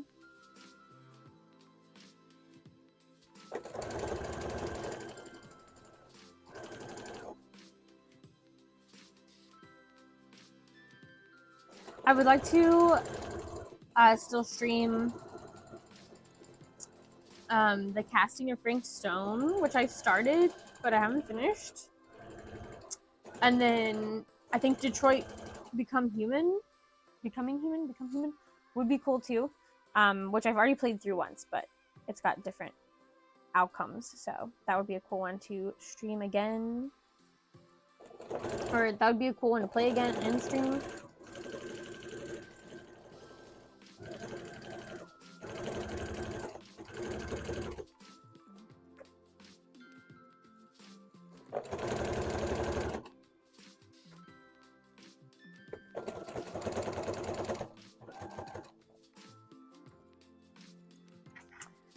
But speaking of Pokemon cards and like prismatic evolutions, Joey and we've never tried to like order a set before because we never like, I don't know, anticipated a launch of a new Pokemon cards. And so I was like looking on GameStop, and it says, you know, currently unavailable for the prismatic. And I thought, okay, they just haven't like listed it yet because it comes out in like 2 weeks. It's like January 17th. Turns out, no, that stuff like probably September of last year is when people ordered it. And they stopped pre-orders because there was so many, and they didn't want to like be overloaded and have like back stock of people not getting their orders, I guess. So we're just hoping that we can get some at Walmart or Barnes and Nobles or something, because we talked to GameStop too, like in person, and he was like, yeah, there's nothing. He's like, we'll have a few opening day of the release, but don't know how many. And Joey and I will either already be in Delaware or on our way to Delaware for our baby shower. So yeah, we're trying to figure out what we're gonna do. But I did just find out one of the guys that he is in charge of a convention that I do. He has a gaming shop. I think it's him. And he's doing an event on Tuesday after.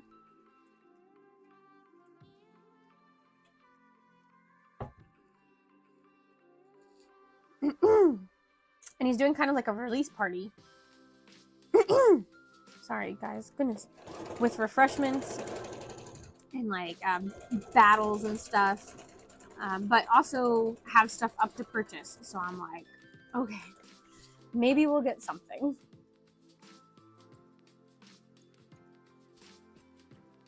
Maybe a few days late, but we'll get something.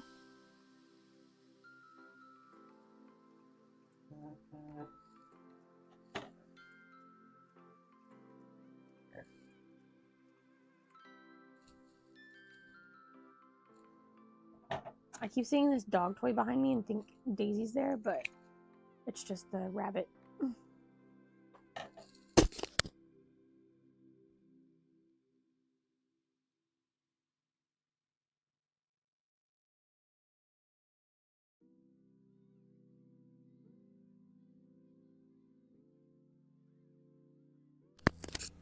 All right, sorry. I was trying to clear my throat and not annoy you guys.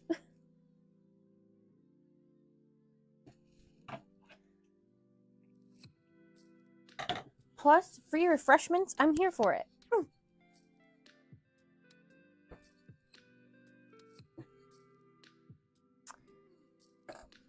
So, like I said, hopefully for that one for sure, I can do like a live, and I'll have like a little something I can open, and then we can organize my binder together.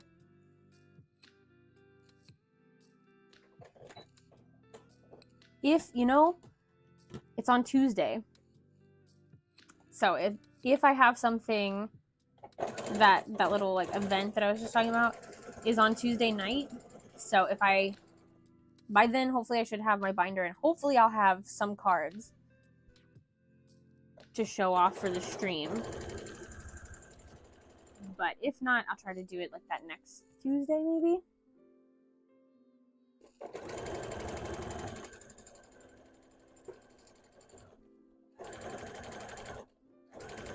He's just gonna come in here and whine at me and then leave.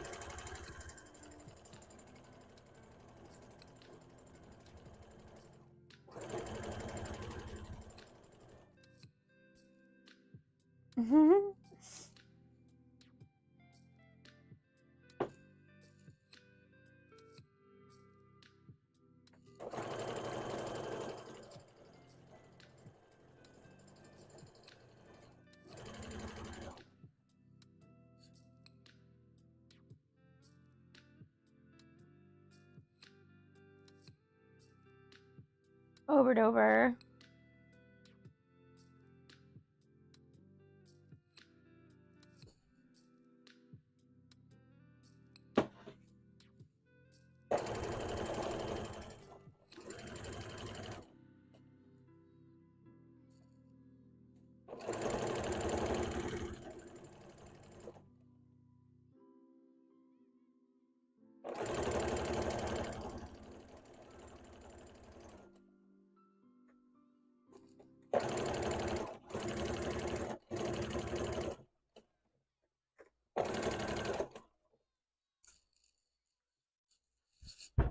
Ow.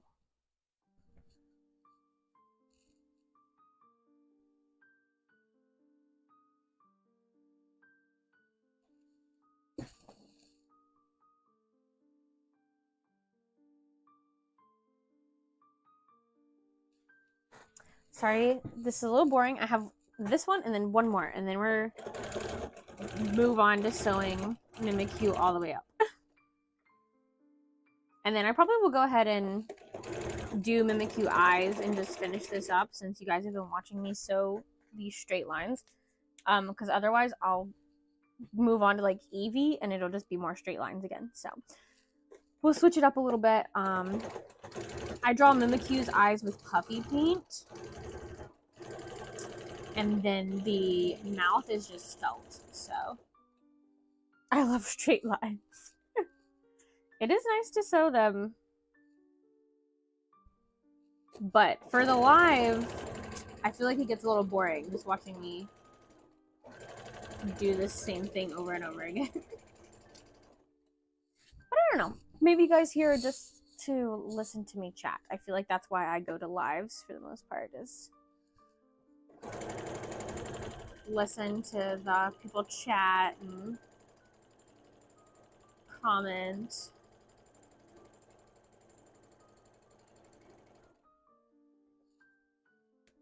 I'm just listening. I'm working. LOL. You're my background today while I work. Yeah, see, so that works out. Good, good. That's what I usually do when I watch videos in general, honestly. It's just background entertainment.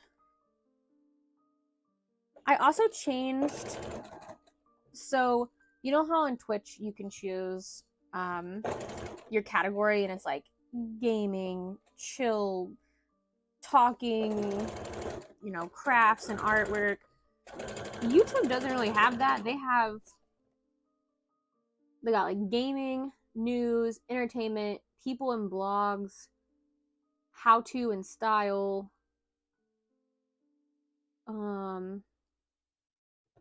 sports, and none of those categories really fit this. Maybe I should reach out to them and be like, can you add a craft category?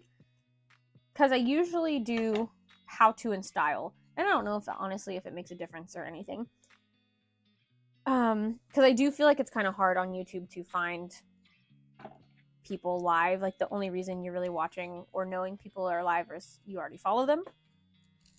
But occasionally I'll get people that come in here and be like, oh yeah, I was looking at Pokemon videos and your video popped up about Pokemon, because I like will have Pokemon in the title. But if they had like a craft category, that's what I would pick. But I usually pick how to and style, which I guess kind of makes sense as like how to, if I'm doing a tutorial or sewing, like that's kind of what my channel is. But today I tried out people and blogs. We'll see if it makes any difference. Probably really doesn't. But I might try a different one every Tuesday and see if I seem to get more random people in or not. But the other one I would probably try is entertainment. And even though I'm working on gaming stuff, I'm not gaming. So I feel people would like come in here and be like, you're not gaming. But hey, I get the views. And when Bethany and I go live together, we do Twitch. And I've thought about doing Twitch, but honestly, I just don't want to. I don't want to balance both. And YouTube is where I want to be, because I love the long form content for tutorials and like Artist Alley stuff. So if anything, what I would do is get the Streamlabs like Ultra or whatever, where you can stream on both in the future. And then like slowly build an audience for Twitch.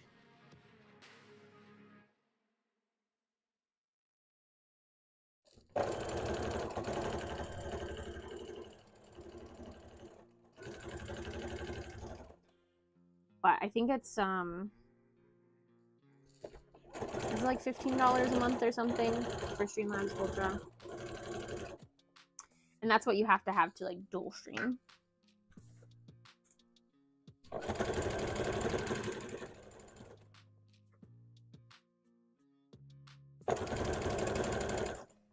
And then with the baby coming in March, I'm not sure how lives are gonna be for a little bit, because I usually go live when Joey's not here. And if like the baby's crying and I'm by myself, then I of course will have to leave the stream.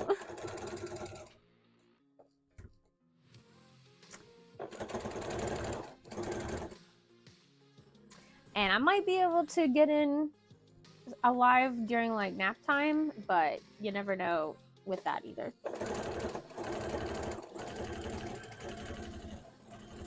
So I still plan to go live. I just don't.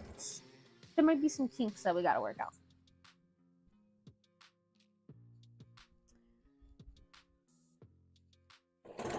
Because honestly, lives I feel like is when I get my most work done, because I have to stay here and I have to work. Stream Fridays. See, I did think about that, but I didn't want to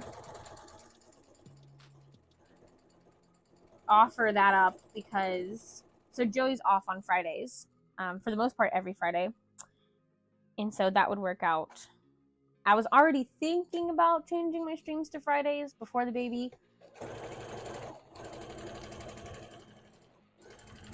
but then if Joey and I go somewhere, then I'd have to cancel the stream, or if I have a convention on Friday, I would have to cancel the stream.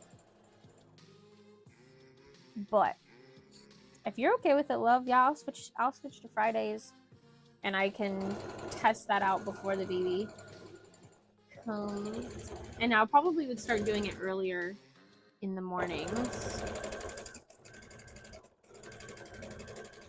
That way, if we wanted to go somewhere on Friday still, we could go like in the afternoon.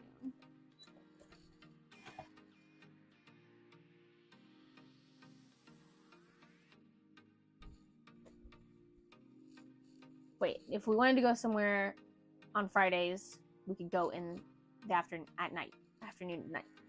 I would stream earlier in the mornings.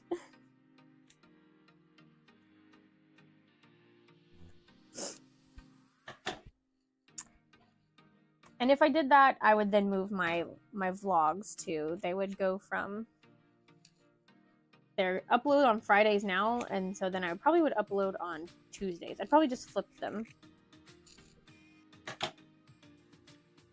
just to make it easiest. Or Mondays. Mondays kind of seem to be a popular day for people to upload videos because I guess because you're back, like if you're back at work and you watch videos at work, or if you're back I don't know, like you're like, Mondays, let me watch my videos. I guess Mondays or the same could go for like Fridays or Saturdays, because you're like, oh, it's the weekend, I can catch up on my YouTube. I don't know. The first reason I initially picked Tuesdays was because I was working at the dog shop when we lived in Delaware. And so I would work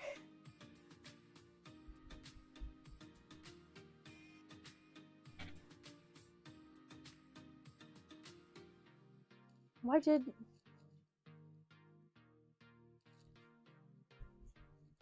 think because I would work until like 1, I guess, and then I would come home, and so then I would stream, so that I already had that day like kind of chiseled out. I knew that I would be home, I guess, and it's far enough away from like the weekend where I'm not going to be at a convention still. Do you see this boy? What is wrong?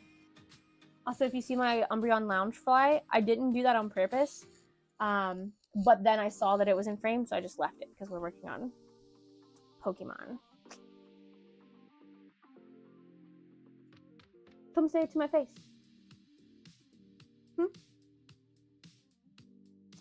I have a video. We got some snow here this like weekend, I guess, past couple days. And he hates the rain, but he loves the snow. And none of the other siblings would go out and play with him. And he would try to like get them to play, and they would just come back inside. So I have a video of him just like rubbing his back up against the fence, and he's just like scratching his back. And then I think the fence kind of like gave in a little bit, and so he's just like running with his back scratching the fence, and then the fence gives, so he like falls and like rolls and then gets back up and like does it again. Tia said doodle. Oh, he's gone. He's outside. What he wants is, there's a ball in the closet, and he wants me to get it out so that he can play with it. But what happens every time, and I try to tell him, is that his sister, Daisy, will take the ball, and she will run outside with it, and then try to chew it, and he'll never get it. So I don't know why he wants it, because she immediately will take it. It would be different if at first he used to do this, but when they would go outside, he would stay inside and then whine at the door and be like, Mom, open the closet, like get that ball for me and we can play together. Because he doesn't want to play with the dogs, he wants to play with humans. And he'll just like look and whine at the door. He's like, get that ball for me. Tia said doodle? You're not doodle, you're a riddle piddle. Your paws are wet too. Get down. Off. Off. See? Land on my stuffing. Back up. You're cold. Is someone bleeding? Or is that red fabric? Hey, it's Angel. It's been forever. Hey, Angel. Welcome. Thanks for stopping by. It has been a while. Did you all get snow? I'm pretty sure Cass got snow.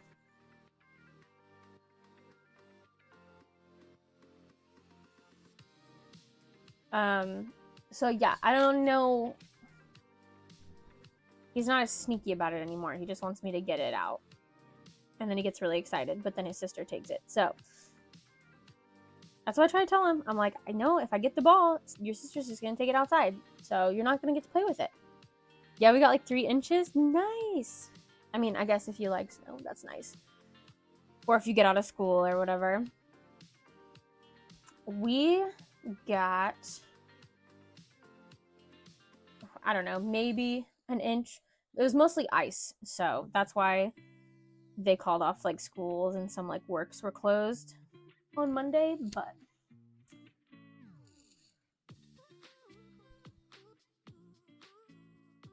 nothing crazy. We got it on Sunday, so we're kind of like, Sundays are chill day anyways for games and everything. We got ice cream. I guess. What, like the snow and the ice make ice cream? I will say, I saw that patch of ice love that you were standing on the carport. Autofill. Oh, okay. So it was supposed to be ice. And that's a big chunk of ice. Hopefully it'll be melted by the time. I hate autofill is what it was supposed to say. We had an odd yesterday on off. We had off yesterday and today we had a delay. Okay. That's nice. Yeah, I think my nephew got off, or I know for sure my nephew got off Monday, but actually, I don't know if the school bus went by, so they might have been out. They might have been off today too. I'm done talking. Let's see, we're at 2 hours. I fully charged my mic, so it should last at least 3 to 4 hours.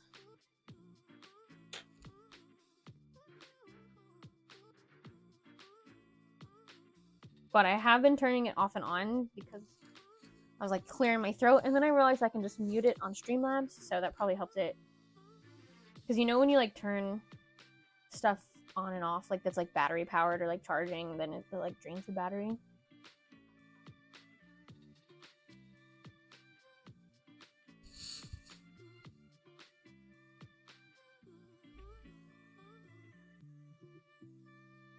We're just stuffing the Mimikyu ears now.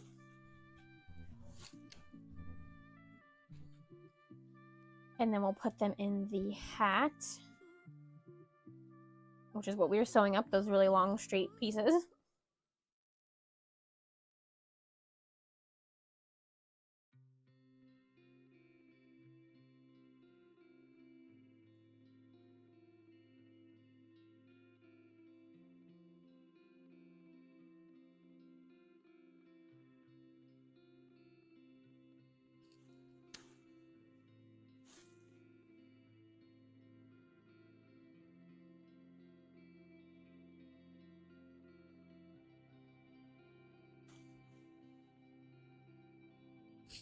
Oh, I just got like a ringing in my ear. I hate that. And so apparently that's like a thing that happens worse with pregnancy. Mostly because you also get like a sinus kind of thing when you're pregnant. A lot of people, they just feel like they constantly have like a stuffy nose.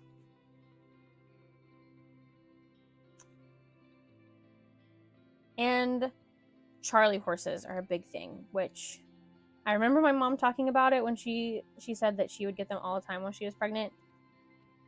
And I didn't start getting them though until my like into my second to third trimester, and they are the real deal.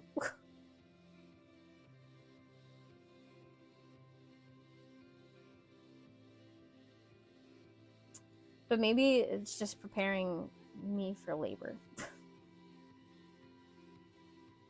It's just like, here, practice your breathing for this pain.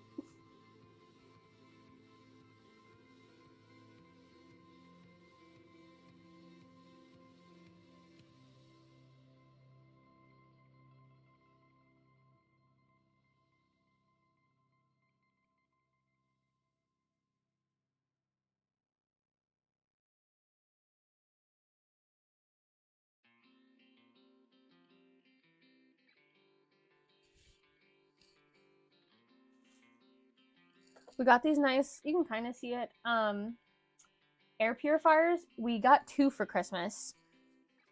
One from Allie's sister, one from Allie, which is Joey's sister, and her husband. And then we got one from Joey's parents as well. And so we have one in here. We have one in the bedroom that we already had, and then we have one in the gaming / going to be baby's room. So the last thing we need though is like a really big one. So if anyone has any recommendations for a really big, nice air purifier, I know it's going to be expensive, but we really need one for the living room because it gets so dusty in our house because we have 3 dogs that can go in and out of the house. So they bring in dust. They already dusty because they dogs. And then on top of just the dust that we create as humans. So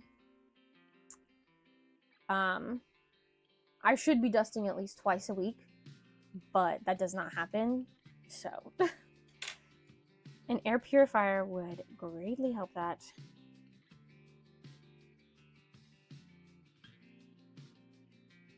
And I've yet to see, because I think Joey has one where you can like just kind of vacuum out like the filter and like wash it. I don't think these are washed. From the manual that I read, it says, you know, throw it out and get a new filter. And I don't know how much those are yet, so we'll cross that bridge when we get there.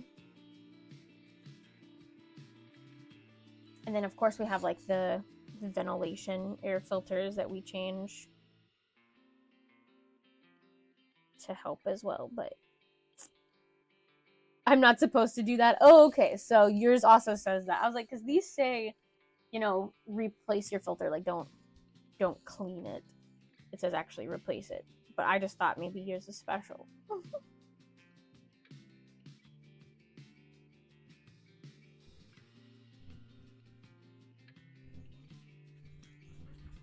Yeah, I just need a day where we change all of our filters, because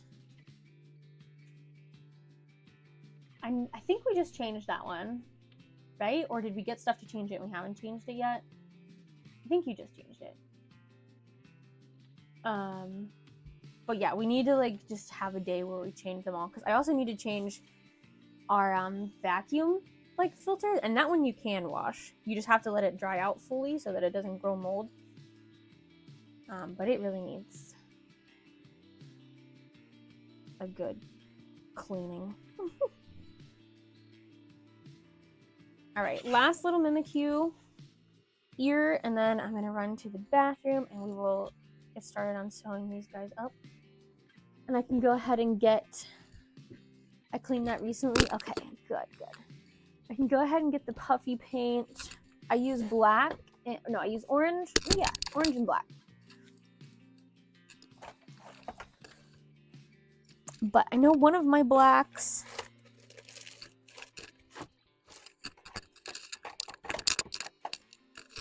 oh, there it is. It has a hole in the bottom, so I taped it up. So I'm not really sure which one is gonna work the best. Also, this is another Pokemon thing that I forgot that I had. Pokemon marbles. Have you guys ever? I wish I had more of these. But I always thought these were really cool. But these have little marbles. This is Starmie. Yeah. And Nidoking. I don't know if it's gonna show up at all. It'll probably be blurry. Because they're also kind of faded. Here, maybe you can see the Slowpoke pretty well, because it's pink on green. But I just remember having this, like, tray that was, like, a circle. I think it was, like, supposed to look like a Pokedex, but it was a circle. And then it had little slots that you could put your marbles in. And I went to the movie theater and, like, took it because I was a kid. And I dropped it, and all my marbles rolled down, because it's a slanted floor, to the bottom of the movie theater. And I think I lost some marbles. I got most of them back, I think, because of what this is. 7. But I think there was like 8 or 10. Like, I think it was an even number. But some of them have little, like, chips in them because they're, you know, I just have this. I have them in this, like, really old Nike, probably a sunglass bag. But that is something that I'd be interested to look up and see if they're, like, have that tray thing that I'm thinking of, and, like, how expensive these are, and then also how many they have. Like, I don't even know. I don't remember the ones that I lost. I just know that I lost some. But yeah, and if they have a Lapras one, like, I don't know if they did all 151, because it's the first generation.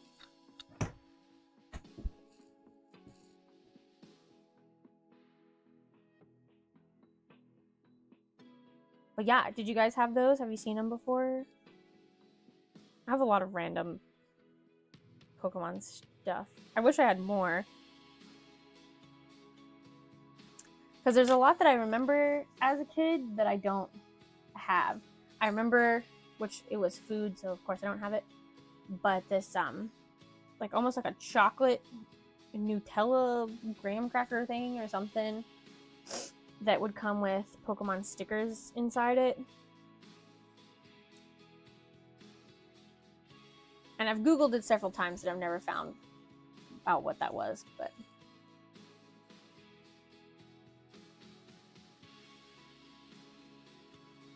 it was good. And, like, I used to really like these Mario gummies, but I don't think they make them anymore.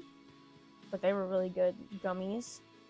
And I always think that the ones at Dollar Tree are the same ones, but they're not. Hello, hi May, welcome. How are you? How is your weather? Because you're in Canada, right? So I'm sure it is. Like, we got snow here, so you guys might have got a blizzard.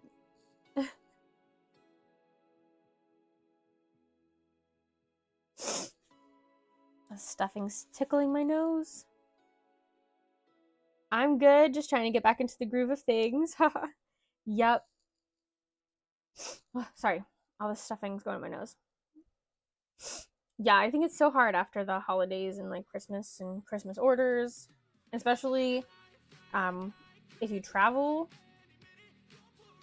because we were gone for a week to visit family, and then Joey was basically off for another week for New Year's, so means basically I got a week off. Right now the weather isn't too bad. The snow has completely disappeared last night, but now there's snow again, but nothing too bad. Nice. Hope you're staying warm. Good to hear the weather's not too bad. I think we're supposed to get more at the end of this week, and it's just supposed to keep getting colder for the week. But I told Joey, I was like, we'll just go into our bedroom and close the doors and put the dogs in there with us and take like our Switch, our DS, you know, whatever we want to keep us busy, and we'll just like lock up in there if the like heat goes out or like the electric goes out, because we got ice, so there's always the worry that like electrical lines or like power lines will freeze, because it gets so hot in our bedroom. So we're like, we'll just close the door and we'll be fine, especially with us and 3 dogs in there. Yeah, body temperature will be, it'll work very well. All right, I'm gonna run to the bathroom and I'll be right back, and we'll finish up Mimikyu.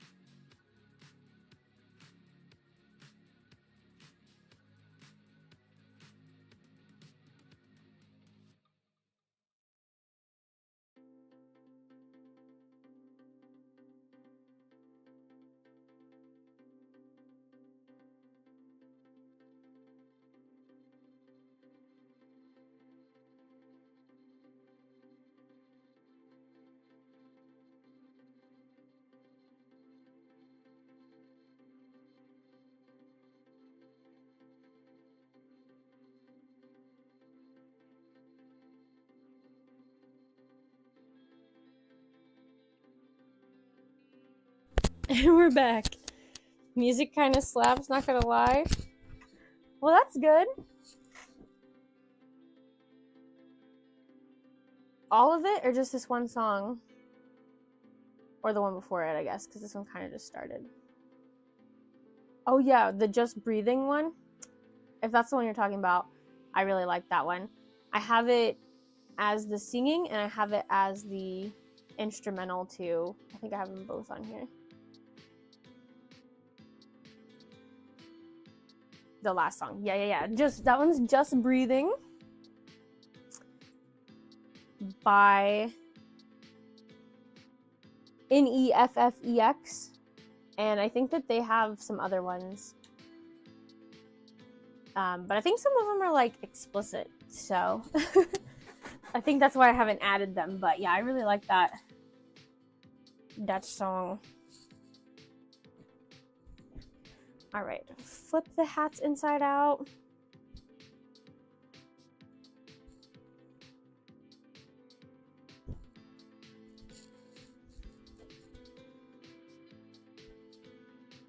I'm like getting chilly, so I might need to bring the dogs in and close the doggy door because it has like a flap that like closes, but sometimes it doesn't.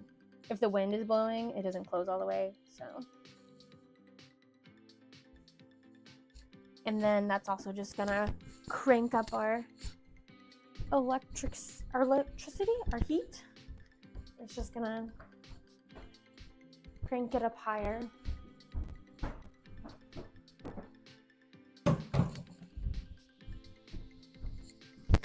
Okay, let me yell / not yell at them. Come on! I don't want to hurt your guys' ears. Good job. Yes, his paw is bleeding.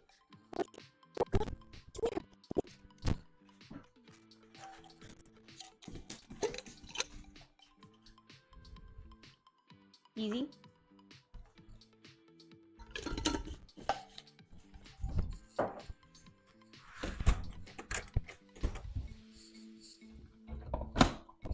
I'll have to check your guys' paws later because it doesn't look like. Oh, it's Daisy. I see. Let me see. Stop, Ridley. Oh, crap. Come here. Stop. No.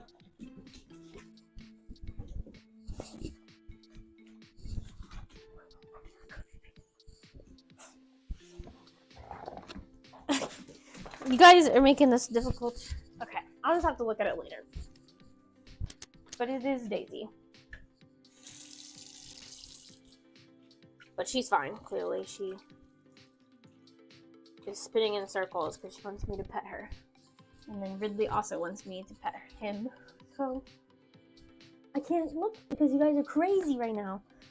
But you're fine. You're feeling fine, apparently. Okay.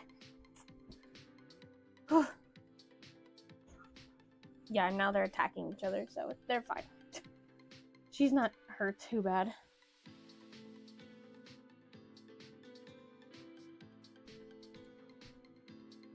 Okay, let me look up a picture of my Mimikyu hat to make sure that I put...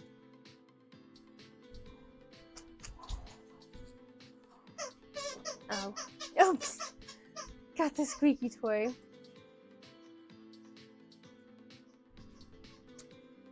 I don't think that I have Mimikyu listed on my website yet.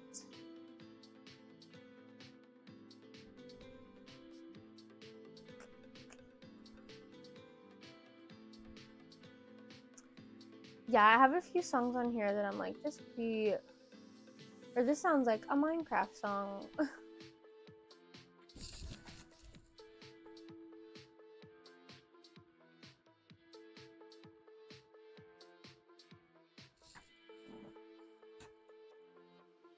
I don't think this one's one of them, though. It does sound like a cool gaming song, but...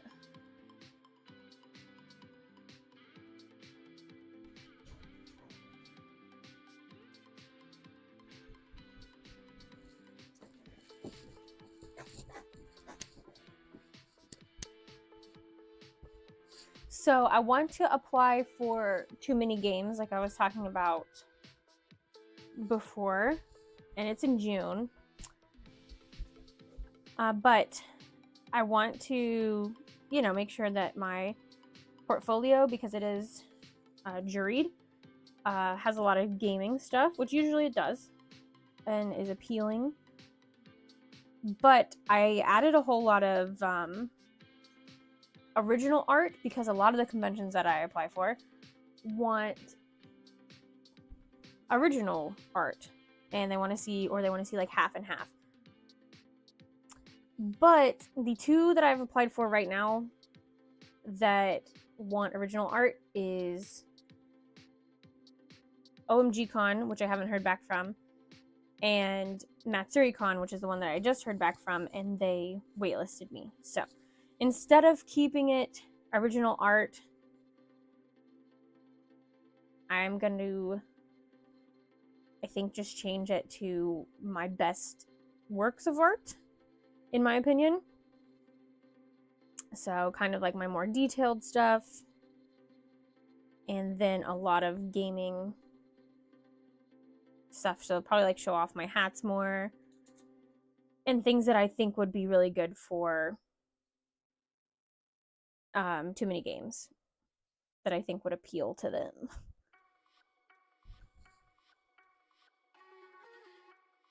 Because that's the only other one that I, as of right now,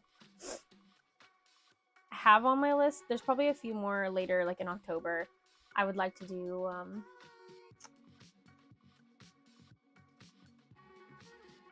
maybe not. I was thinking Anime Inc., but I think not. I probably won't do that one this year since I've done it so many times in a row now.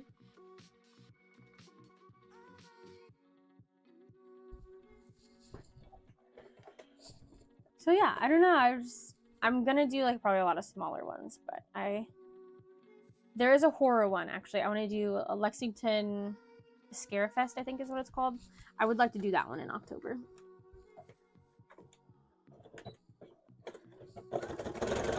But I want to say that one's kind of like first come, first serve. And I'd probably have to get a vendor table because I don't think that they do artist tables.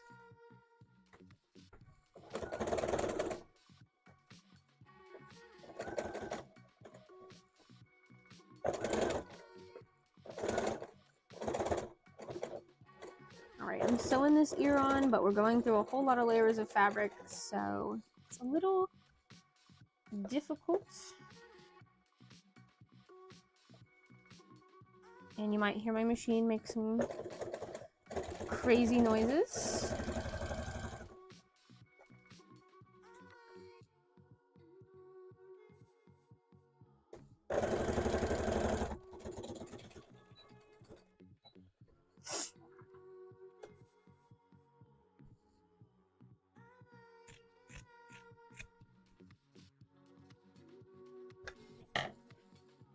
Need to empty out my trash can. It is like piling up.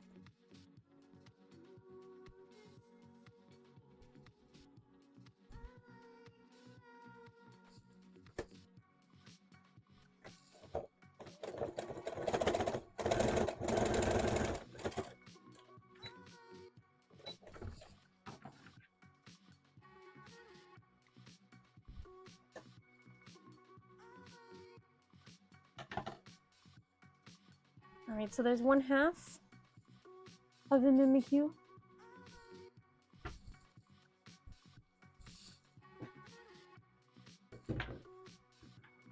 Oh, luckily that puffy paint wasn't open.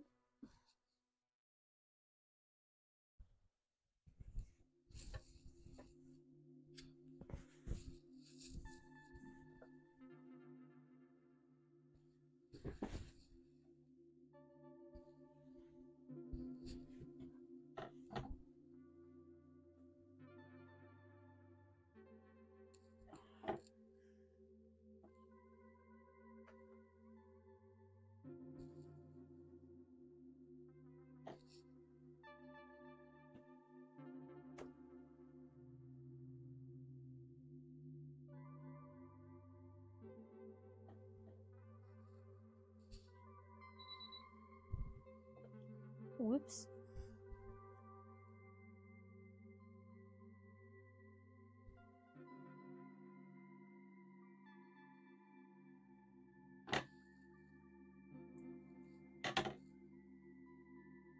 I want to do a like Instagram reel or YouTube short or whatever, or both, where it's like me anytime I sit in a chair. I don't know if this is for anyone else that sews on a machine, but if I've been sewing for a bit, like all day or like a whole week, when I go to sit in a chair, my foot will start looking for a foot pedal, because I just have this like instinct in my brain where, oh, you're sitting down, that means you're gonna sew. So I think it would be a funny reel, because I mean, I don't feel like I'm the only one that has that like engraved, like, oh, you're sitting down, you're sewing. But I'll just do it without thinking, and I'll be like looking for the foot pedal, and then I'm like, what am I doing?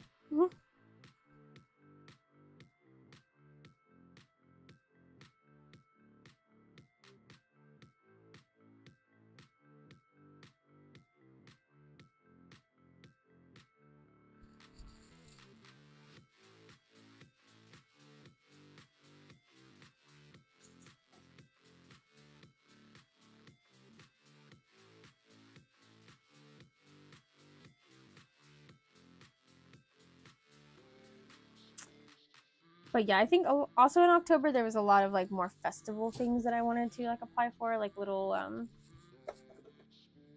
ones in the area that might have been like 1 day or 2 days that were within like driving distance.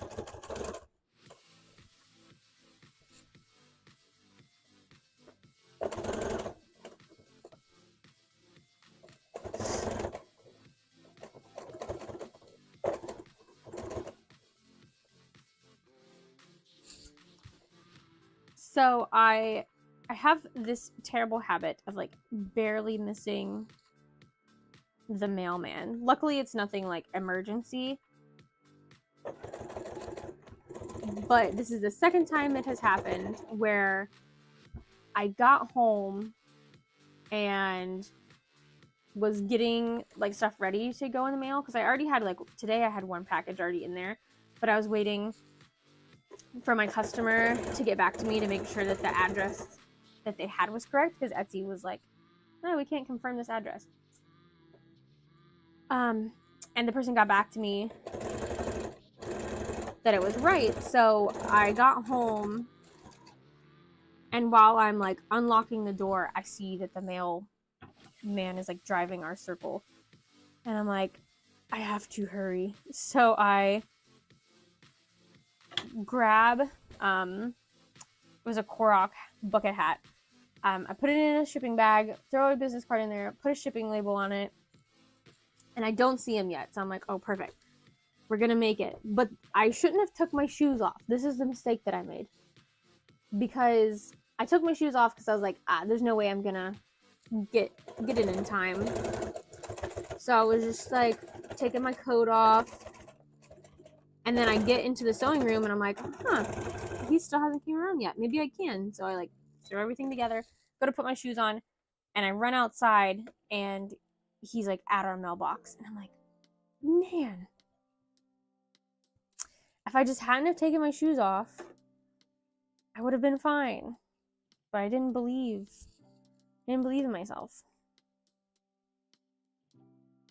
And I probably could have like ran up there, but no, being like 7 months pregnant, I'm not trying to run in the gravel to catch him, and then probably spook him too if I have to like knock on the window or like wave. I don't want to do that. So it's fine. It'll go out tomorrow. It's still on time.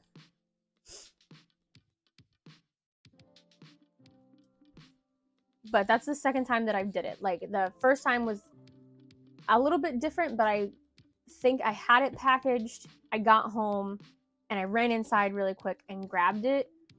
And then when I went to go try to put it in the mailbox, they were at the mailbox again.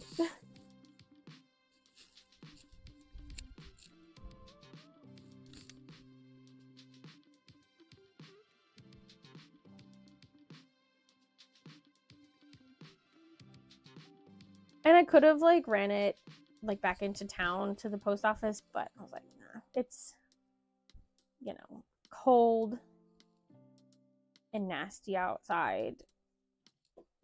It'll go in the mail tomorrow.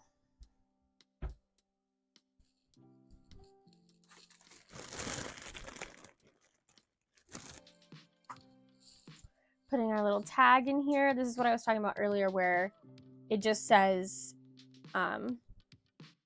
linearoundsewing.com. Like, so even though they ordered off of Etsy, if they were curious and wanted to buy another one, or if they forget who they ordered from, they have it now, and it'll take them to my website instead of Etsy. Because that's another bad thing about Etsy, is like, if people ask someone like, oh, where did you get that? People are just gonna be like, oh, I got it off of Etsy. And rarely they will remember your shop name.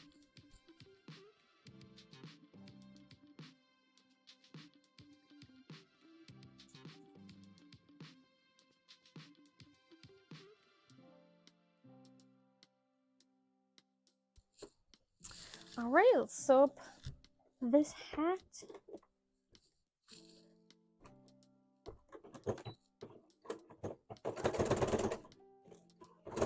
And I need to order more labels. It's on my list of things to order.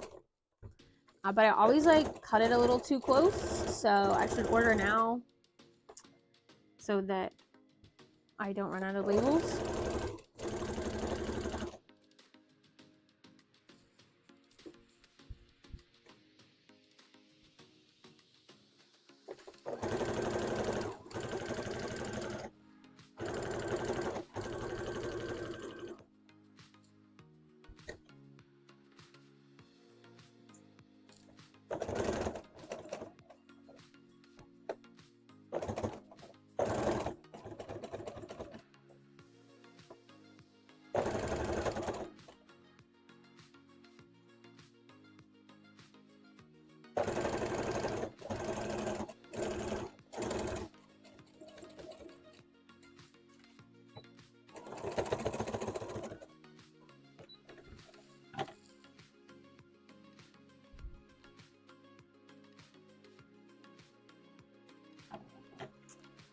I've been slowly like working on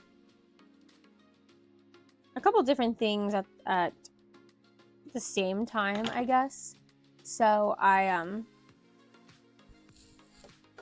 did squeakoids, and then I like sewed all those up, but I didn't stuff them, so that when I have like downtime at the shop, or if like we're watching a show or something here, I can stuff those, or like if we're gaming. And then yesterday I was working on some Korok bucket hats that I did, where it's the same thing. Like, I leave the hand sewing for when I'm out of my sewing room. And then today I worked on a yellow Pikmin bucket hat, and took the stuff to the shop so that I could work on it there, except for I left the yellow bucket hat. I brought the yellow like little Pikmin stem that goes on, and I brought the flowers, and I cut those out and sewed them. And then when I was like, all right, I'm ready to sew them onto the hat, and I didn't bring the hats because of my coffee catastrophe this morning. I had moved them off the table, so when I was packing everything up, I just packed what was on the table, and they were not there. So I just like walked out without them.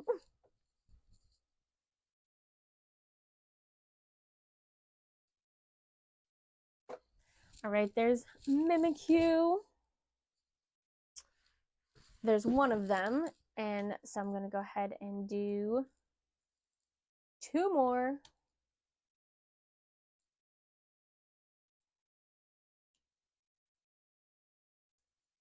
And let's see, is the music stop again?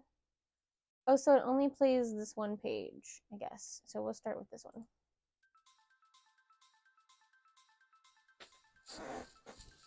Okay, here's Mimikyu. We'll do all the faces at once. So I'll set this one aside.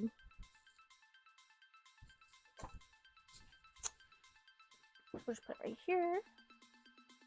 And we'll sew up these other two.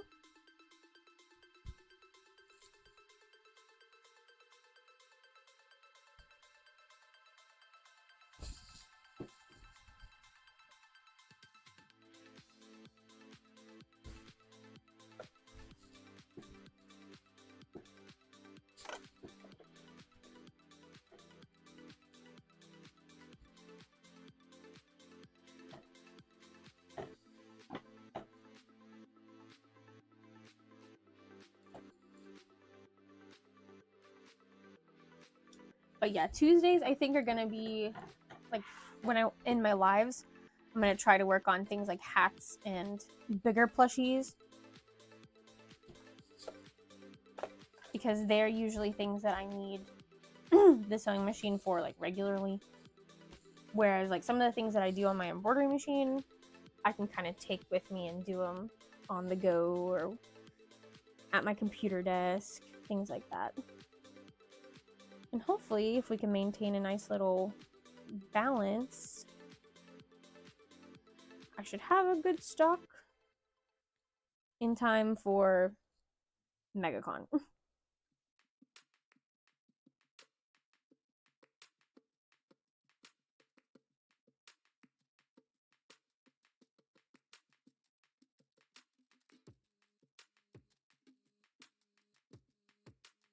Which, like I said, Joey and I are going to Delaware for our baby shower. So I could maybe get a bunch of stock that I need to like stuff and make or like can hand sew on the road. But the only thing about that is we usually drive at nighttime, so I wouldn't be able to see. So I definitely wouldn't be able to hand sew stuff, but I could potentially stuff things in low light.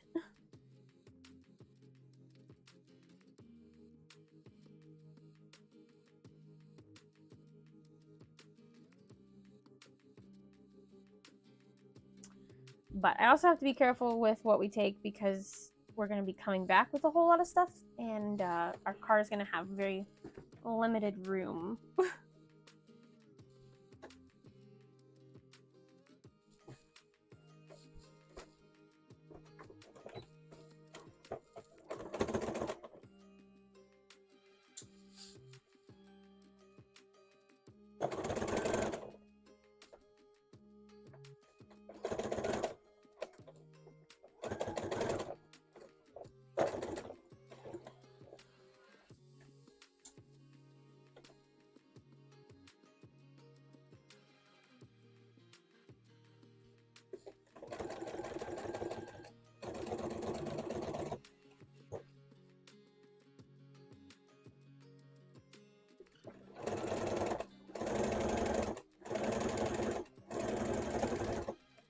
So Joey and I get fast food on Tuesdays, and I gotta figure out what we're gonna get to eat. Because I've been trying to watch my sugars, of course, but also going hand in hand with that is I gotta watch my carbs for like the glucose stuff. But a lot of fast food places is mostly carbs, you know, fried stuff.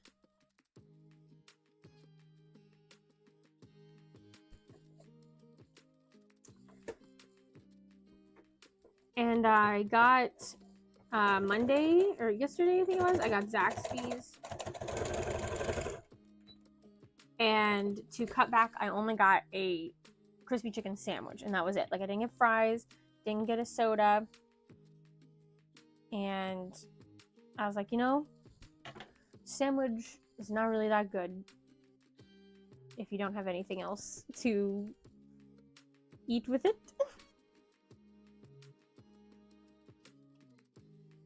So I'll have to do this now. I need to sew up. There's a I didn't catch all the fabric, and it's just easier to hand sew this back together. But yeah, I don't know what to get unless we get like Subway, which is a lot of bread. But also when you're pregnant, you're not supposed to eat deli meat anyways unless it's warmed up, which they can toast it. But I usually come home and warm it up again. And then there's technically Taco Bell that I guess is kind of like, it's not necessarily fried unless you get their new chicken nuggets. But the tacos aren't too bad in carbs other than like the shell.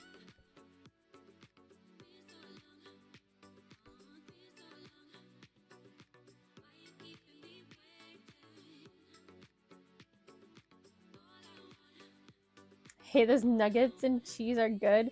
They were, I think I had one and I was really surprised, like for Taco Bell. And supposedly we didn't even get the best like dipping sauce. We tried, I think, the jalapeno ranch, which was pretty good. But apparently the Bell sauce or whatever they're like supposed to kind of be like their Chick-fil-A sauce or like Zaxby sauce or whatever is supposed to be really good. Those nuggets do taste pretty good.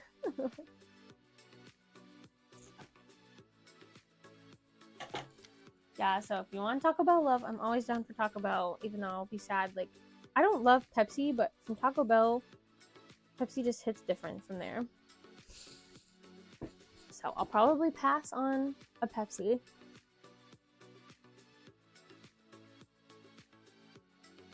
Honey mustard, fire ranch. Yeah. Yeah. But I mean, that's gonna be anywhere, like any fast food. I'm gonna have to like skip out on the drink. So then I'm like, well, I should just skip out on the fries or whatever side. Even though I considered getting the coleslaw from Zaxby's the other day. But then I'm like, still comes with the drink.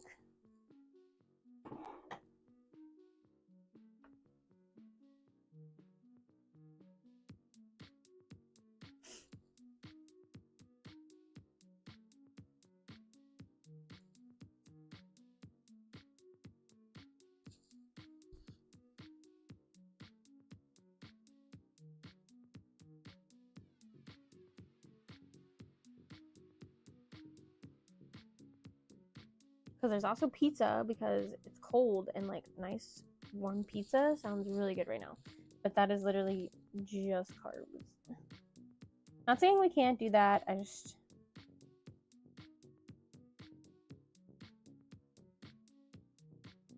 trying to be good.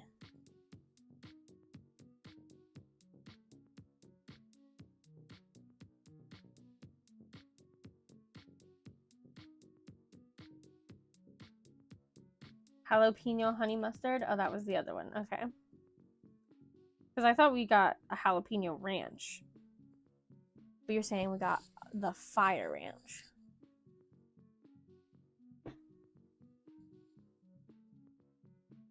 Nacho cheese and fire sauce? That sounds so good.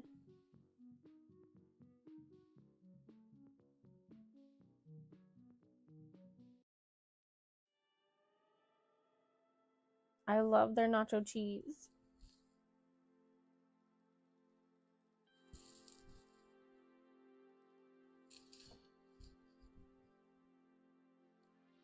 I lick that little cheese bowl clean every time. I'm like, don't leave any scraps.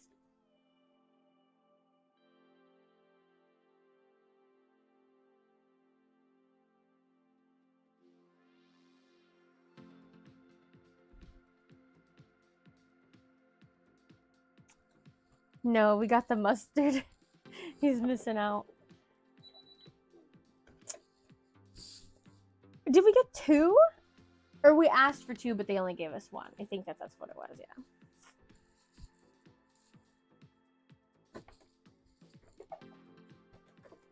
I don't know, sounds like we need to try the nacho cheese and fire sauce. But honestly, I'd put that on anything because like the nacho cheese, if I eat all the chips that it comes with, I will dip like my taco in it. Daisy just let out the biggest fart, but it wasn't like a loud fart. It was like a, and it was literally that long. So if I fall over dead, it's because that was like some mustard gas.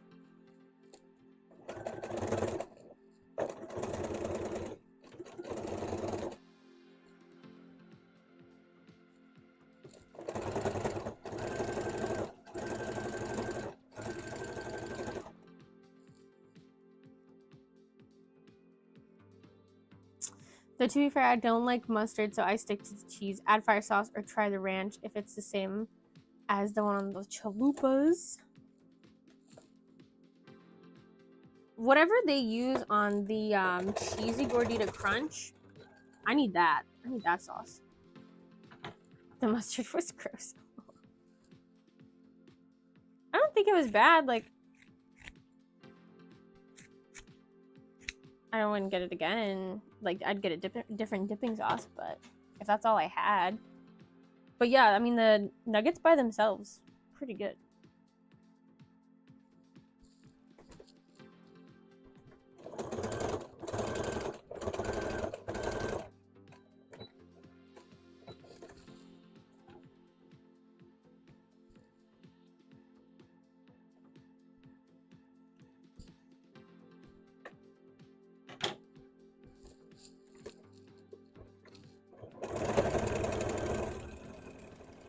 We also have Cookout, which I'm usually love because it's cheap, but it's literally all carbs.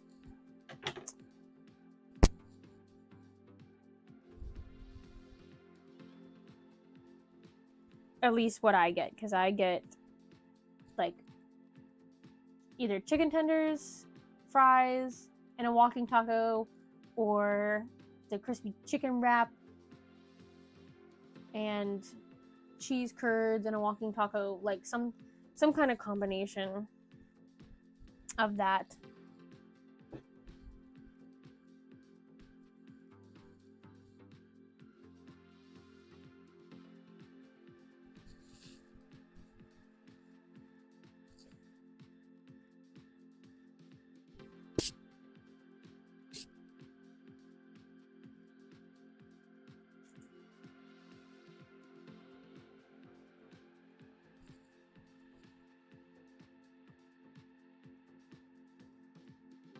But we can also just do McDonald's and I'll get the like 2 double McDoubles, is that what it is? For, it's like buy one, get one for $3 or something. And then that doesn't come with like a drink or fries, so I could just steal a few of Joey's fries, maybe.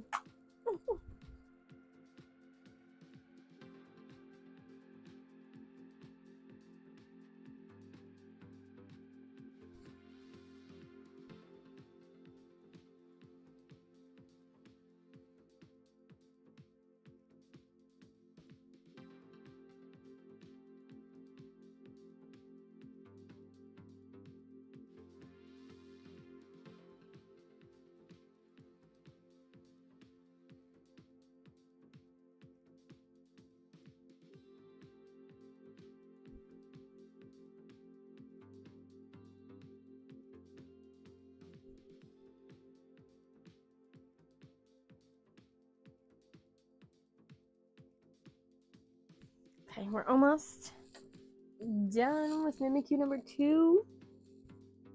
Except my bobbin needs to be my bobbin needs to be rewound. So I have just a little bit and it won't go through that whole hat. So let me sew this other ear on.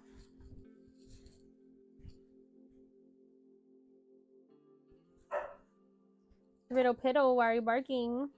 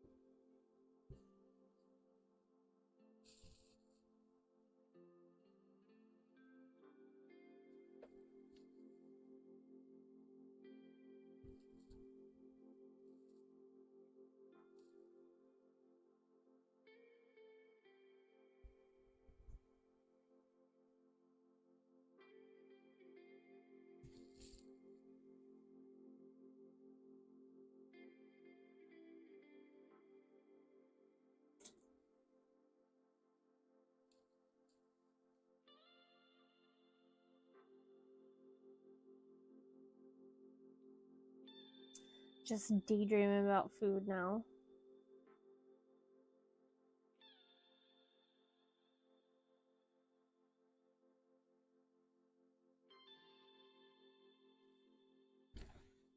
Do you all have a favorite fast food? Like, I think mine would probably be Taco Bell, honestly.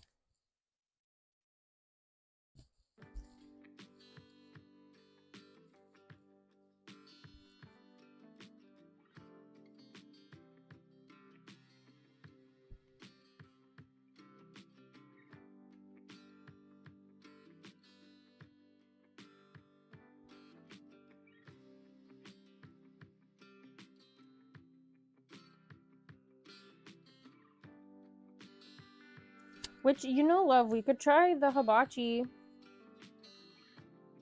at the bowl place, but you'd have to go inside for that, so I'm not gonna put you through that. It's cold.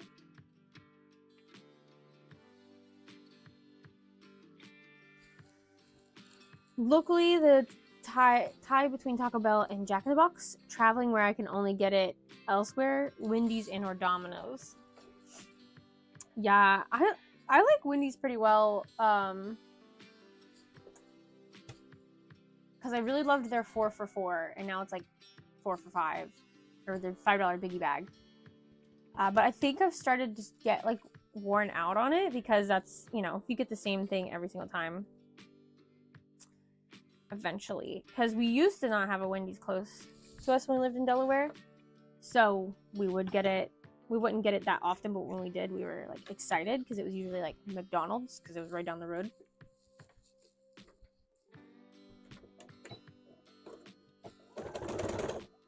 And then Domino's is nice. I think I prefer Papa John's over for pizza place,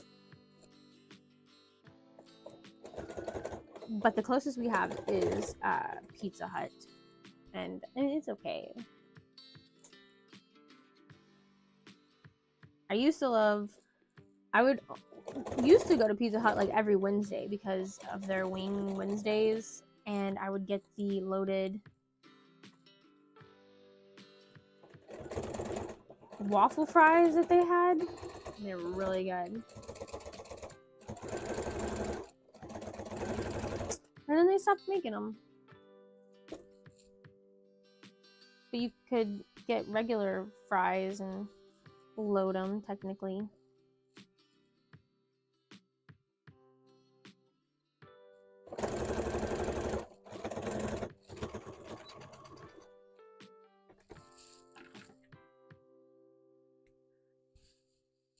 Local best for us, in my opinion, is Round Table Pizza, or a single place about 30 minutes away called Buffalo Chips Pizza. Ooh, that sounds good. I love a good pizza place, like non-brand pizza place, if it's good. And usually they are, but we have one here that's okay. And they have like wings and stuff. Their wings are pretty good.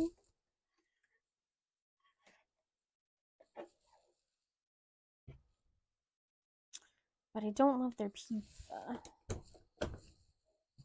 But honestly, if I had to pick like pizza, I want like Blaze or Mods where I can build my own, because I want a whole bunch of like different veggies. I don't want any meat. I just want like a whole bunch of veggies.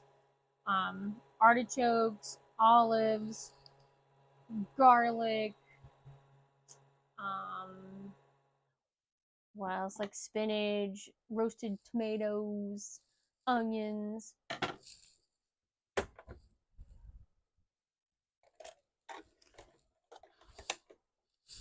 And I know a lot of people don't like all that, so then I just do a basic cheese. Oh look, I can change rows per page. We can do 50. I only have 31 songs on this playlist. Sorry guys. Like I said, if this works and I don't get any problems with copyright, we will add more to the playlist.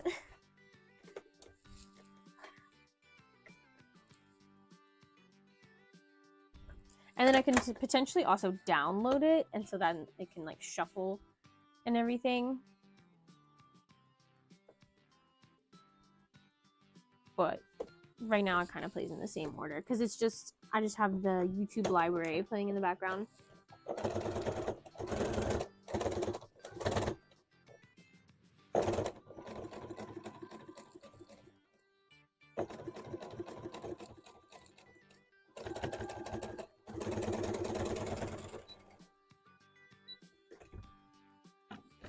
Add chicken, remove a couple things, and you got a good pizza there. Yeah, I don't mind chicken, like if it's I don't mind a good like buffalo chicken pizza, but it's not my go-to. I'm honestly here for like really good garlic bread, or just garlic pizza, a nice really garlicky pizza.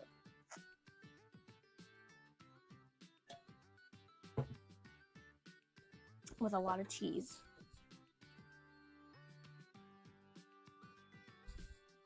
And see, Joey's more of a sauce person. So even if we do find a pizza place that one of us likes, odds are the other person's probably not gonna like it. Unless we get two separate pizzas. But you usually want to split a pizza to like save money, so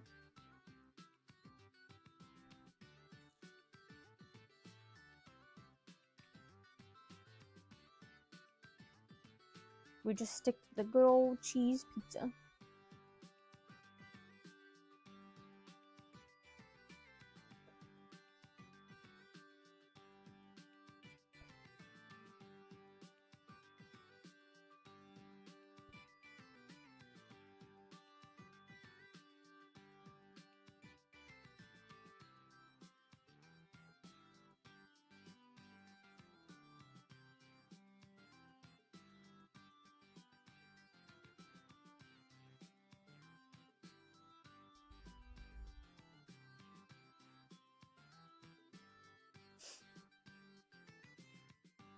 Garlic chicken, artichoke, mushroom. Oh yeah, I do like mushroom. All the onions, more garlic.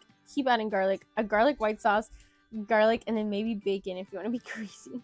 I do love garlic.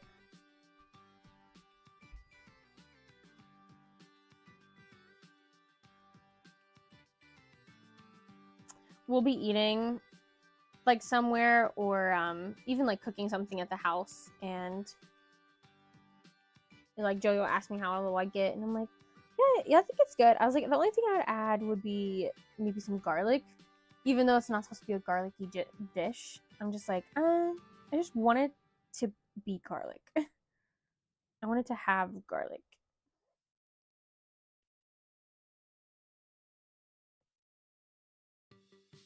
I made some homemade tartar sauce last night to go with our fish, and it actually was pretty good. Not as bad as I thought it would be. Probably wouldn't have been able to make it if I had bought pickles, because usually we don't have pickles on hand. But lately, of course, with the pregnancy, I've been on a pickle kick.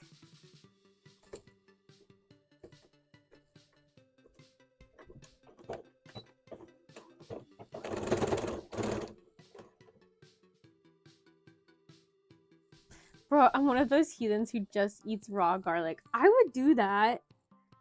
Honestly, no judgment.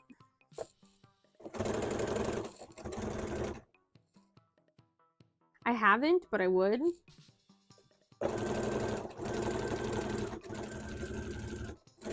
And they say it's really good for you. It just, you know, makes you a little smelly.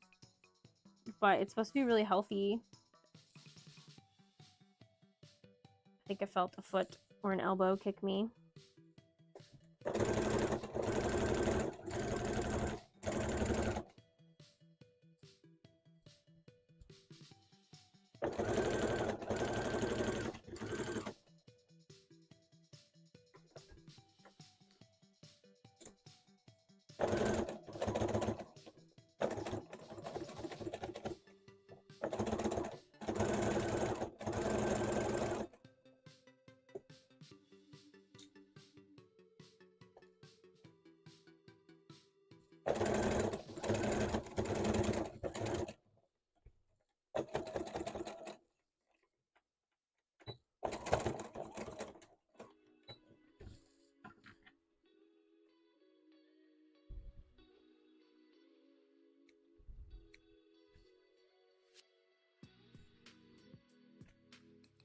I like those weird olives too, like the Kalamata olives.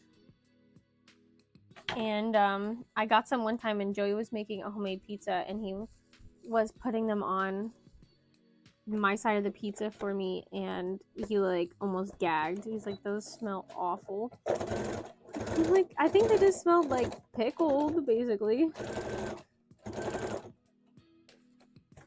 And he says he likes the smell of pickles, but he's like, no, those don't smell like pickles.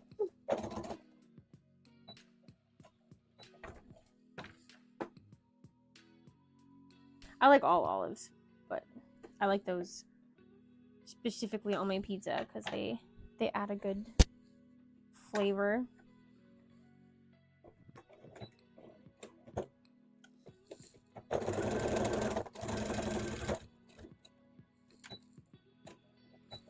I'm back. What I missed? We're talking about pizza and pizza toppings, and how me and you are kind of like opposite, other than just plain cheese on pizzas. They're okay. Prefer them stuffed, if not black olives. Yeah, I do love stuffed olives too. Garlic and olives. Cheese is the best. So you would just pick a basic cheese, love, over, like, even if you could put whatever, like, meats and stuff, like, even just over pepperoni, you'd pick just cheese?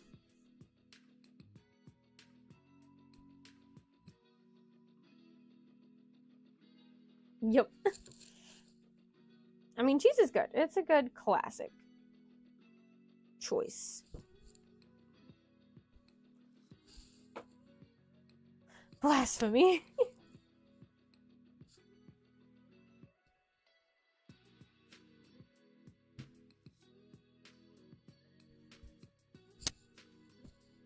Good pizza doesn't need toppings. I mean, that's somewhat true, but also, again, you judge your pizza differently than I do, because I like cheese. I mean, if it's just a plain cheese, I'm here for the crust. I need a nice crispy crust. And then the cheese has to be really good. And I need, of course, I need a lot of garlic. I need you know, good flavors, oregano, all that stuff. But you're more of a sauce person. You're like, that's gotta have a good sauce. Ashley said I just had a wild idea. Uh-oh. What's it gonna be? Is it about pizza?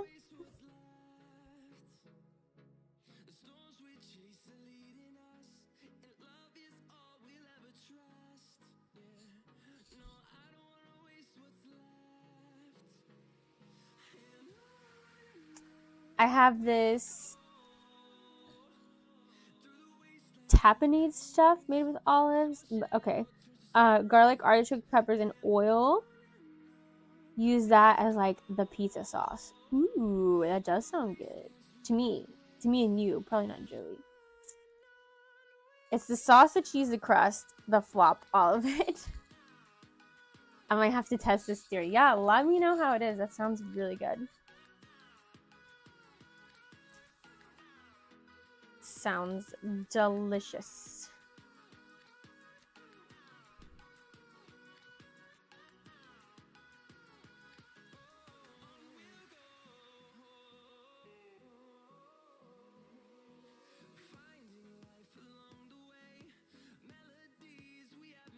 Yeah, I like a really nice crispy crust. That's why I really love, my favorite thing to put in the air fryer is pizza. Like leftover pizza. Because it makes the crust nice and crispy.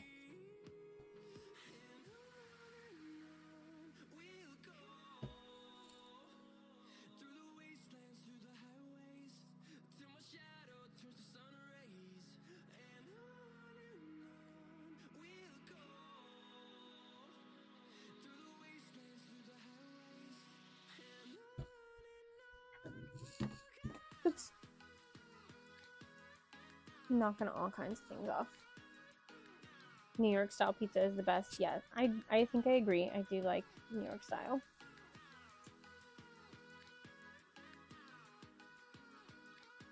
But I'm not necessarily picky about it.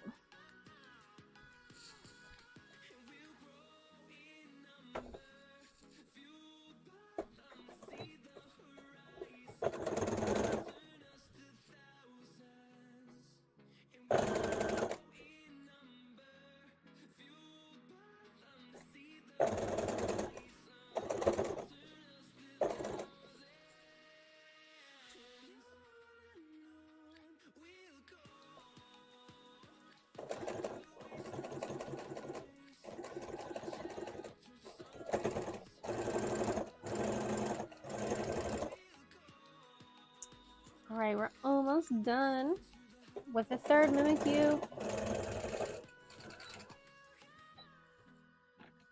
Then we can put faces on them. I need to cut out their smiles. That is something that I cut out, but I don't have to attach them yet. So I can just cut out one smile and use it as reference, because that's what I use to figure out where to place the eyes and like the other parts, the cheeks, the little orange.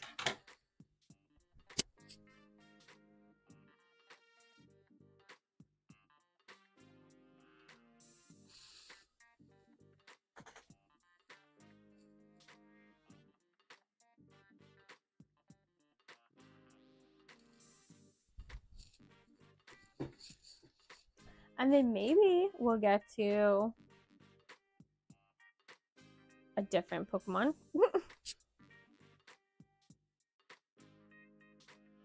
I thought about only doing 2, but Mimikyu is one of my more popular hats. And I think what my plan for Megacon is to do 3 of the popular designs and 2 of the less popular designs. Because last year I made 5 of almost everything. And like I still have 3 Snorlaxes left, and that's after a whole year. And you'd think Snorlax would be pretty popular.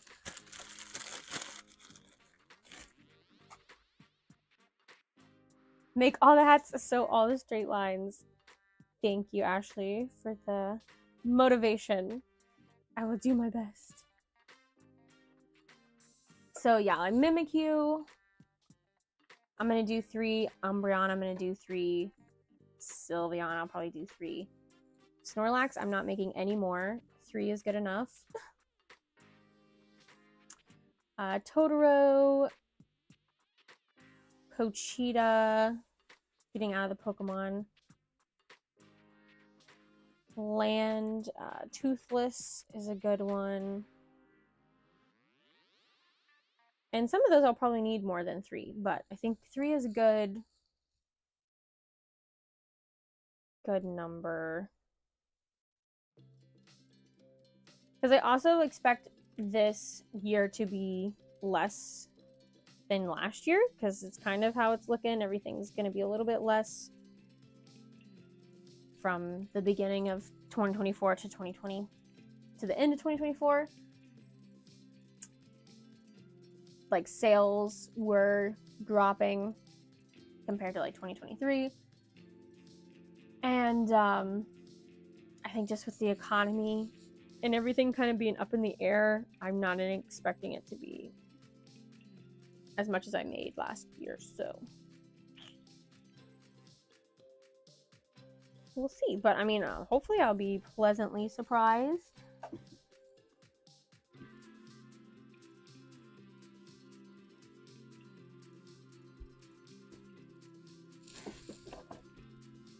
Sorry, I dropped the pen. But since I'm not gonna be there, I won't be able to like make stuff on the fly. So whatever Kirby's, because what I would do is like make a couple Kirby's of each color and then have stock that I can just sew up. I won't be able to do that. So whatever I make and I send with Tia is what's going.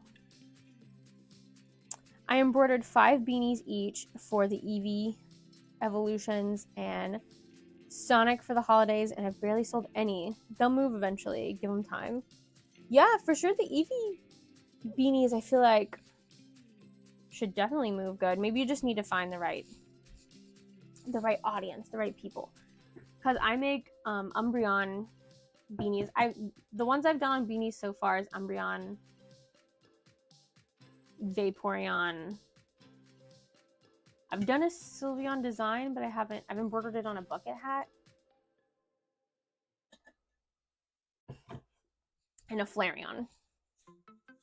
I think that's it. And the Umbreon always like sells out. Like that's a really popular. Flareon, yeah, thank you, love. We just gotta find the people. Yeah. I had a Mew and Perry the Platypus plush I sat on for several months before they found homes. Oh, really? I feel like Mew would be pretty good too.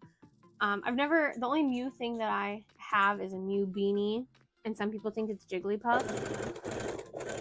But I did a Mew plush like back in high school, but that was specifically for a friend. So I've never sold a Mew. I might have made a Mew hat, actually.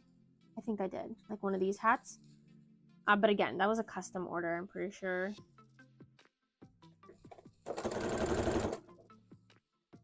Oh, I forgot. I definitely want to break out some designs. You good? That I haven't done in a while, and one of them is Latios and Latias. I definitely want to have that at Megacon. Because these people at Megacon have been seeing my stuff for almost 5 years now. So I gotta make sure I'm bringing some different stuff.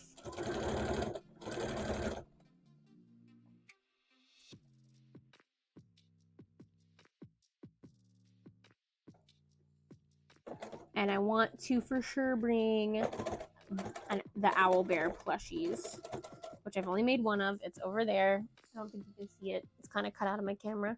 It's over there by the frog.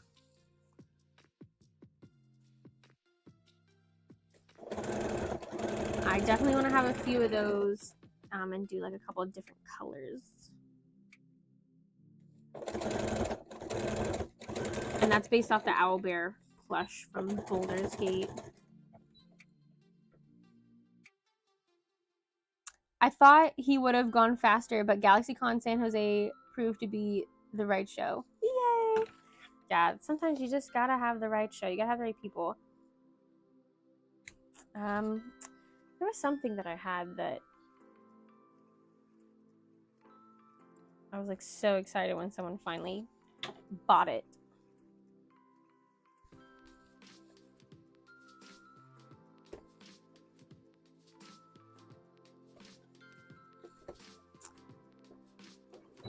I know I get excited with my axolotls because sometimes they don't move at all, like the pillows. And then sometimes I sell like 2 to 1 person, and I'm just like, oh my gosh, thank you.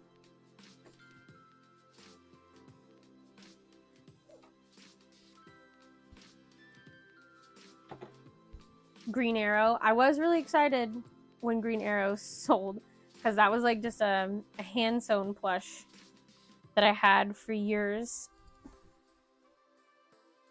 And it was actually at one of the conventions in Delaware,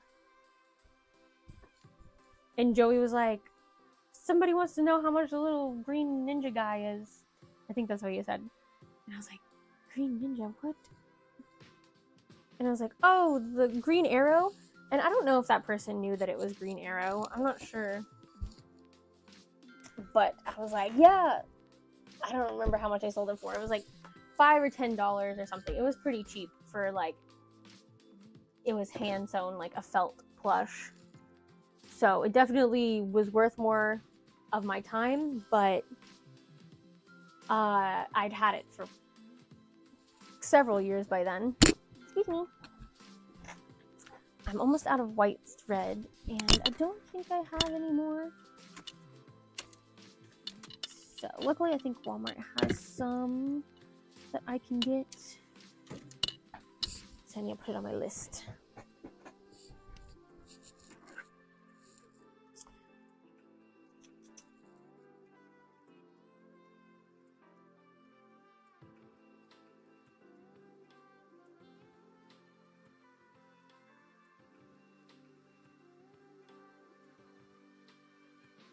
I had a Flash hat, like one of these like Scooty styles, and I had it for years.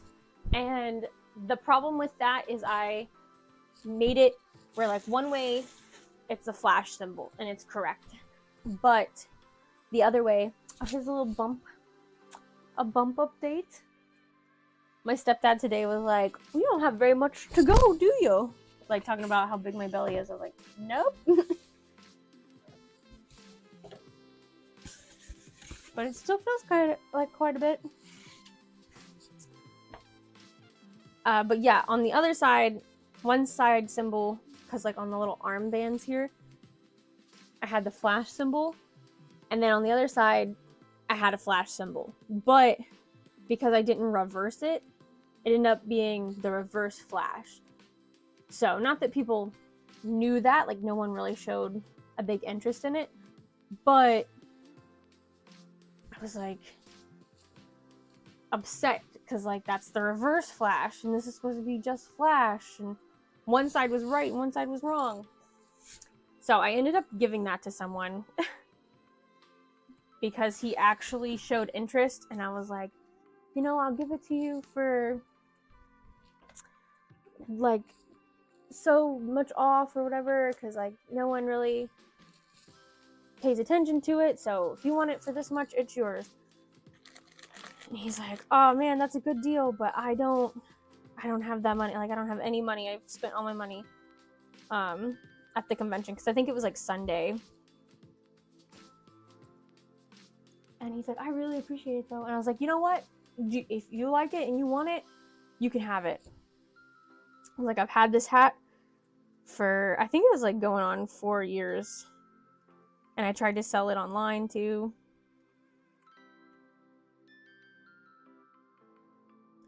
And he was like, oh no, wait, really? I was like, yes, please. Take it. I'm still sitting on a rabbit plush I made last Easter, just working on finding the perfect home since I got waitlisted for the fur cons. Aww. Cute. I bet it's so cute. I had a possum plush that I had for a while this summer because I made them for Possum Fest, and I made a practice one, and he was a special little possum. I called him Mr. Bones because his body was like bone shaped, It didn't turn out the way that I wanted, but I was like, you know what? If somebody wants him and thinks he's cute, they can have him. Like, is made out of nice minky and fur.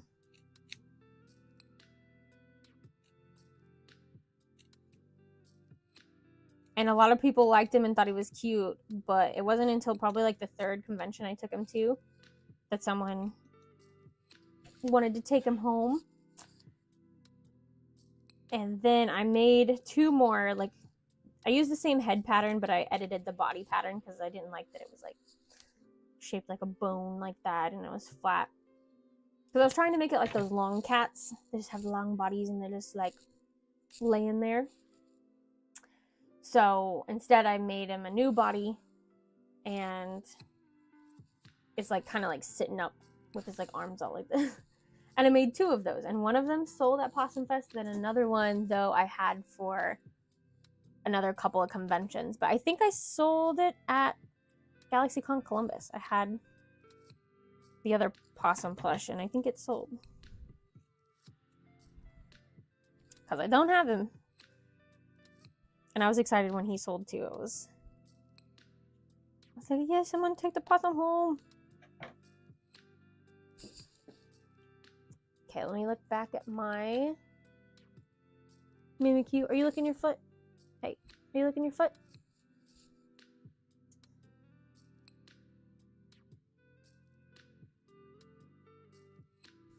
Mimikyu. Let me make sure I get the smile direction correct. Yeah, okay. I was making sure it goes like this and not like this.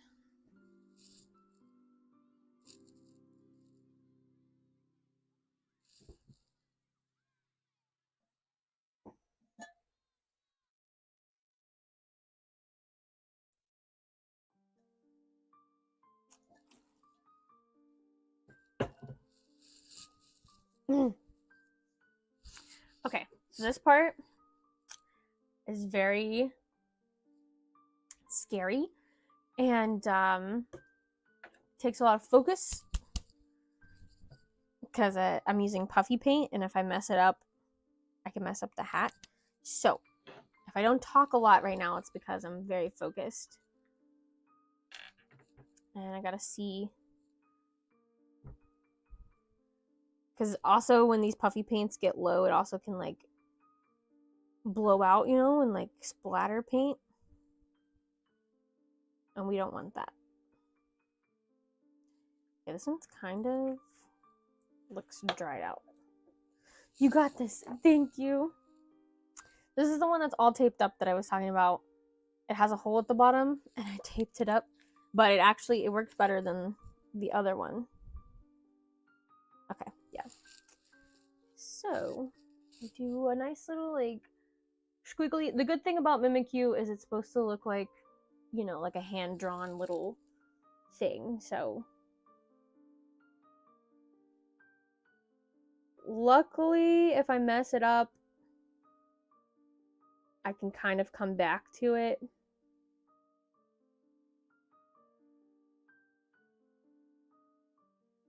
As long as it doesn't do like that splatter thing that I was talking about. But if I mess it up, I can kind of like edit my lines.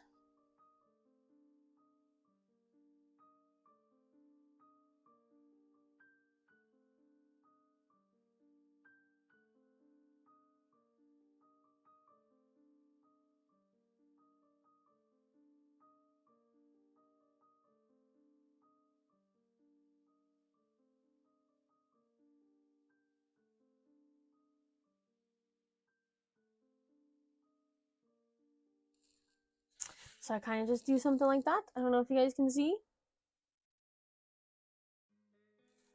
Try to turn it so that the ear doesn't flop down. And then now I just got to make sure that the other eye is somewhat the same size. It doesn't have to be the same pattern, but I need to at least try to make it the same size and kind of the same distance from the seam.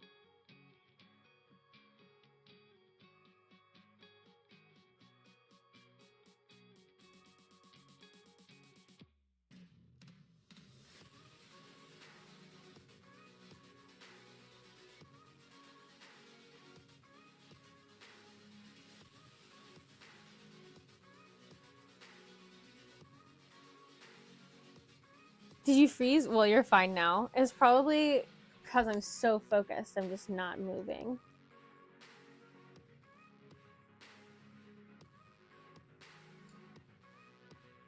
Okay.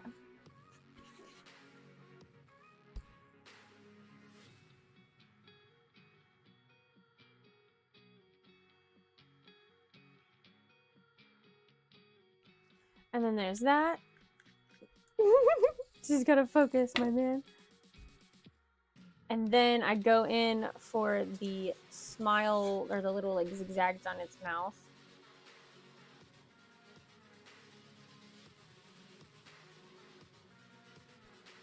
And then, well,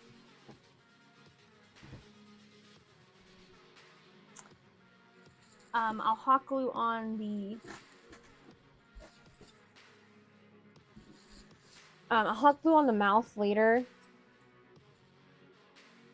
But either I like to hot glue on the mouth first and then do the puffy paint, or do the puffy paint and then hot glue on the mouth, because I don't want to mess with this while it's drying, because it says it's supposed to take 4 hours to dry. And I don't know if it actually takes that long, but it definitely takes close to that time.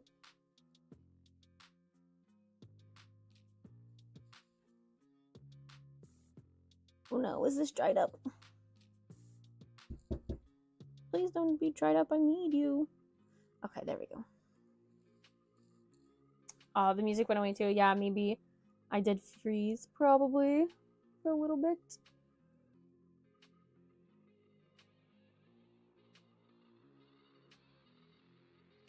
Okay, I'm gonna have to stick a pin in this, because this definitely shouldn't be this hard. It's dried up a little bit.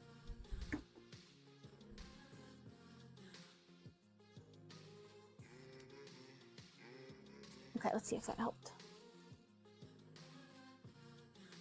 Yeah, that looks a lot better. Okay. Okay.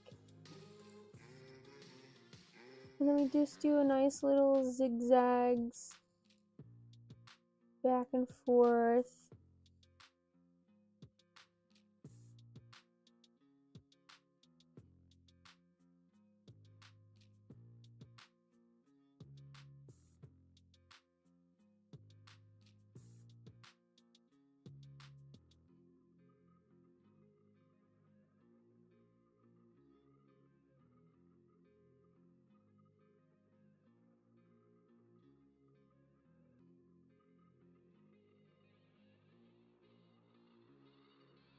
Nothing too crazy. I don't want to go overboard, and sometimes if you go for too long, then you mess it up.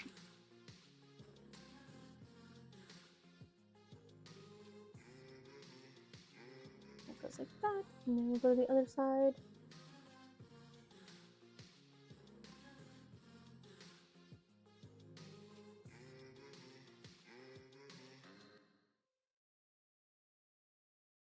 Now I'm going to take this off because I have a general idea.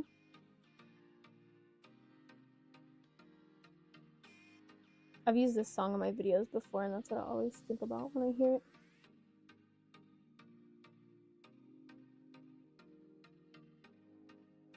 I think it was one of my travel videos. I don't know which one though right off.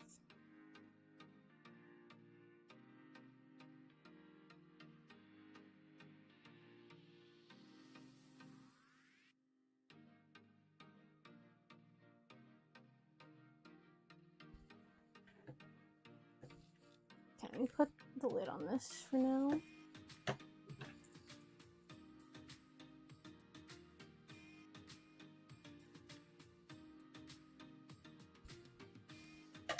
Okay, and here's what Mimikyu looks like without a smile.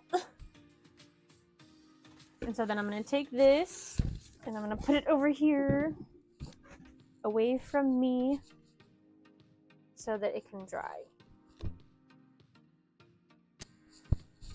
And that's one! Kind of done. Because I still got to glue the mouth on, but okay, calm down. but that shouldn't take long.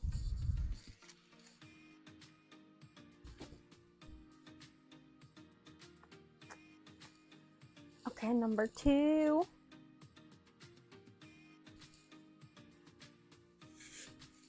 And then when I get done with these, I'll probably end the stream because I don't know if I want to get started on another thing. Because it'll probably be like 45 maybe after. So it'll almost be time to end the stream anyways.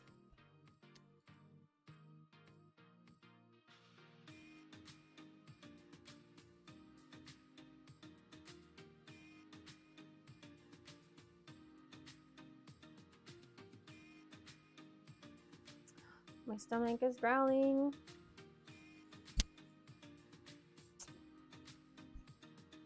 All right, here we go. Doing eyes again.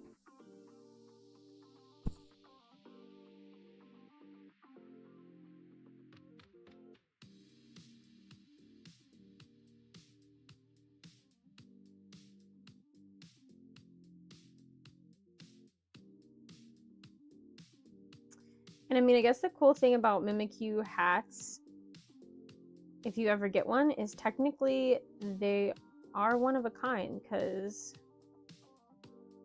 I never really do the same eye shape. I kind of follow something similar.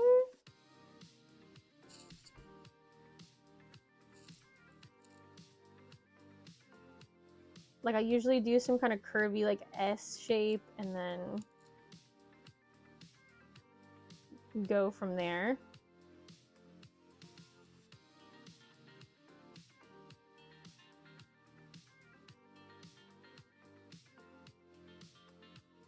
But yeah, it's usually something different every time, which is fun.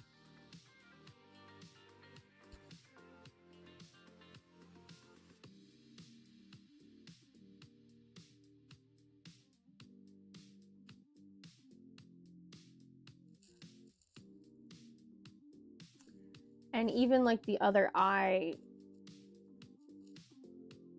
is different.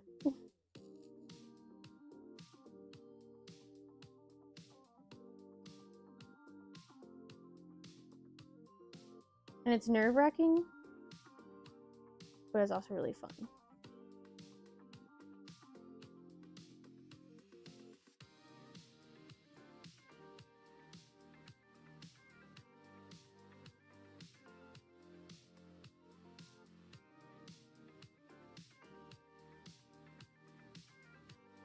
Okay, I need this baby in my belly to not kick me right now. We're trying to focus, baby.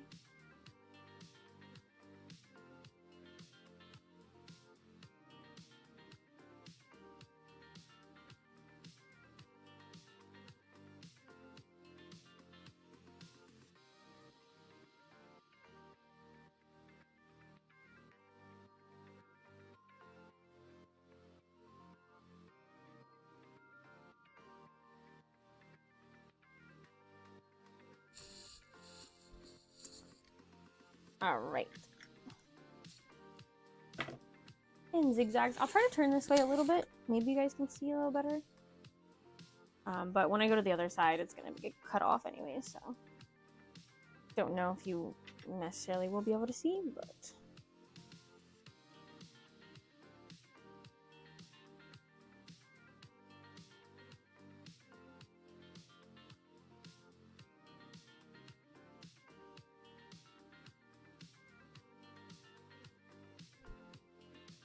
and then the cheeks are pretty easy because it's just kind of like zigzag back and forth.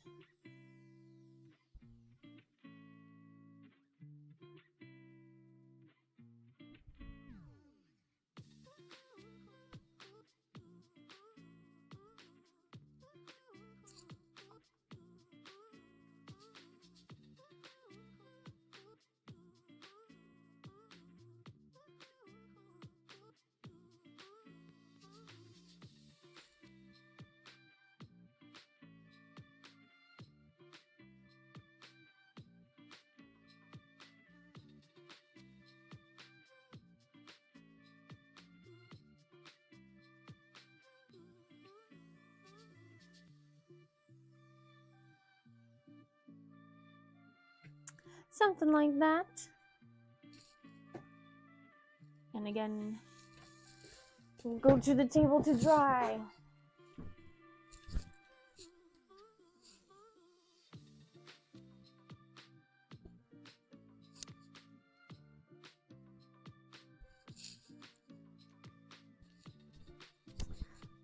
All right, last one.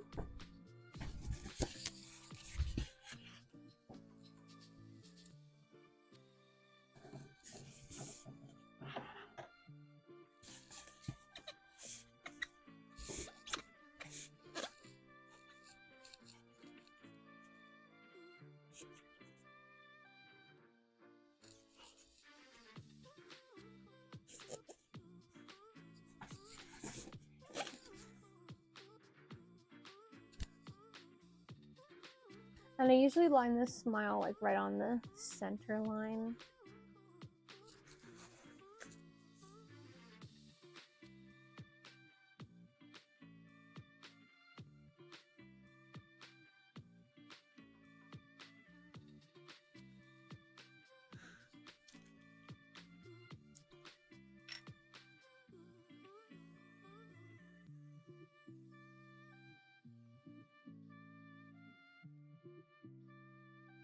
I always like want to try something different with the eyes, and then I'm like, what if I mess it up?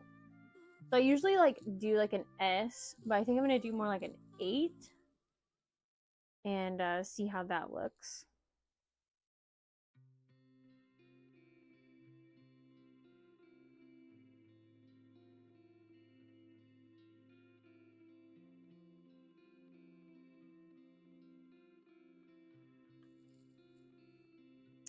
Kind of looks the same. I went a little bit high.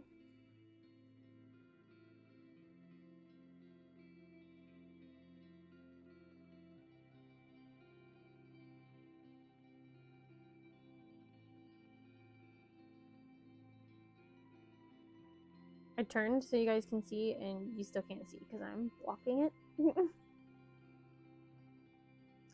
I'm sorry.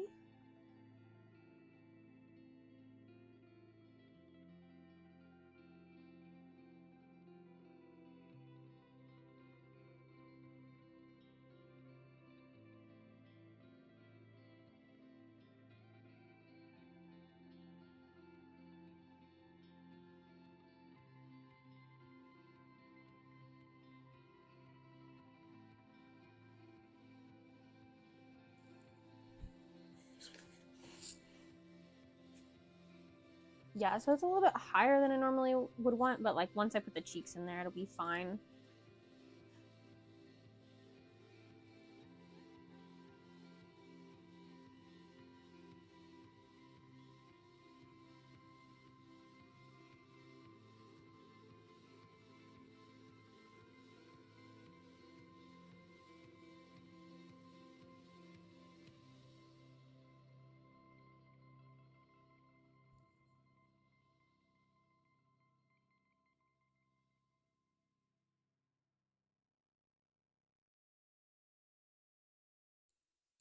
Oh, my hand is cramping.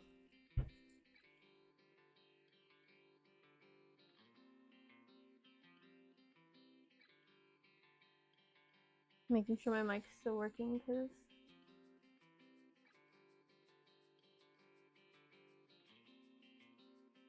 why would you do it? I thought Daisy had like a toy, but she was just rolling around.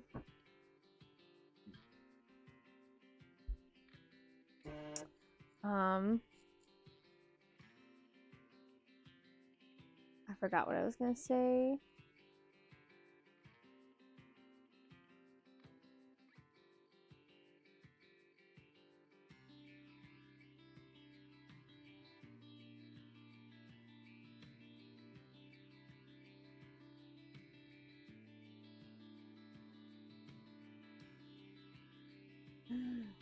Child. She's kicking me.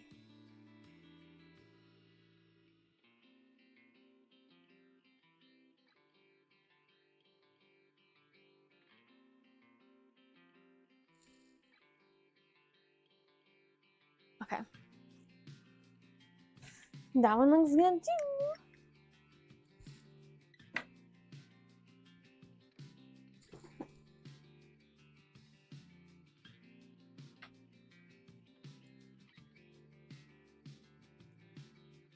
Going with the little cheekies.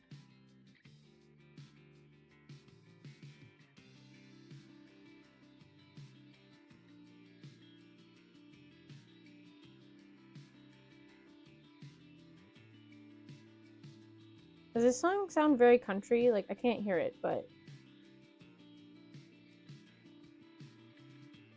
it's kind of sounded like it's got some country vibes. I guess I should say I can't hear it very well. Because whatever I'm hearing sounds like some guitar.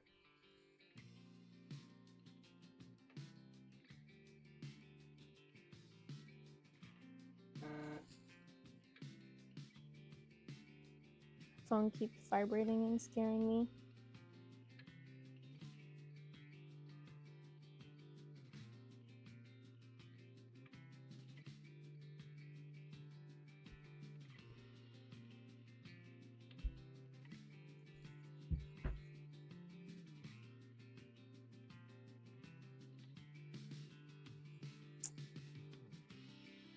Can't hear it enough to tell.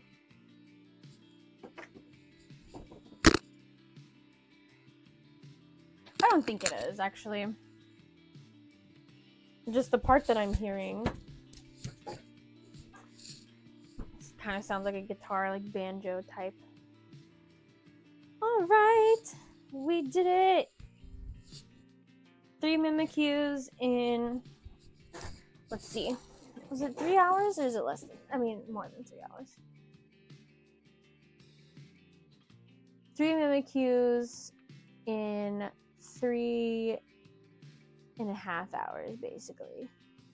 Which basically works. I usually say 2 hours per hat when I include time to like cut stuff. But all this was like cut ahead of time for the most part. So yeah, about 2 hours per hat, including cut time. And put my puffy paint away. But I think I'm going to end the live there. Thank you guys so much for watching. I really appreciate everyone that came and watched and also chatted. Thank you, especially to Ashley and Stitch and let's see, Joey, of course. Angel stopped by, May Yang Art stopped by, and Tia stopped by. I think that's it. If I missed anyone, I might have missed your comment because I just scrolled through all the comments, but I really appreciate all you guys chatting. It helps me get through the stream too, because I get to sew, but also like and get a lot of work done, but also chit chat and talk, and it's always a lot of fun. Thanks for helping pass my day faster. Of course, Ashley, thanks for coming. Have a good dinner. Thank you. I hope you guys have a good dinner as well, lunch, whatever time. I know some people are in different time zones. So I hope you guys have a good dinner and good rest of your night or day. And check the Discord. I think Bethany and I are going to do a live gaming stream on Twitch. So I'll post that in the Discord on Thursday. And then Friday, my vlog will go up, and it should be about ranking all my 2024 conventions and summarizing and talking about it. And, of course, plans for 2025. I said 2024, right? Plans for 2025 also. But that's all that I have. We'll see if we get copyrighted for this music, even though it's YouTube music. But I appreciate you guys so much. Have a good rest of your week. Bye-bye.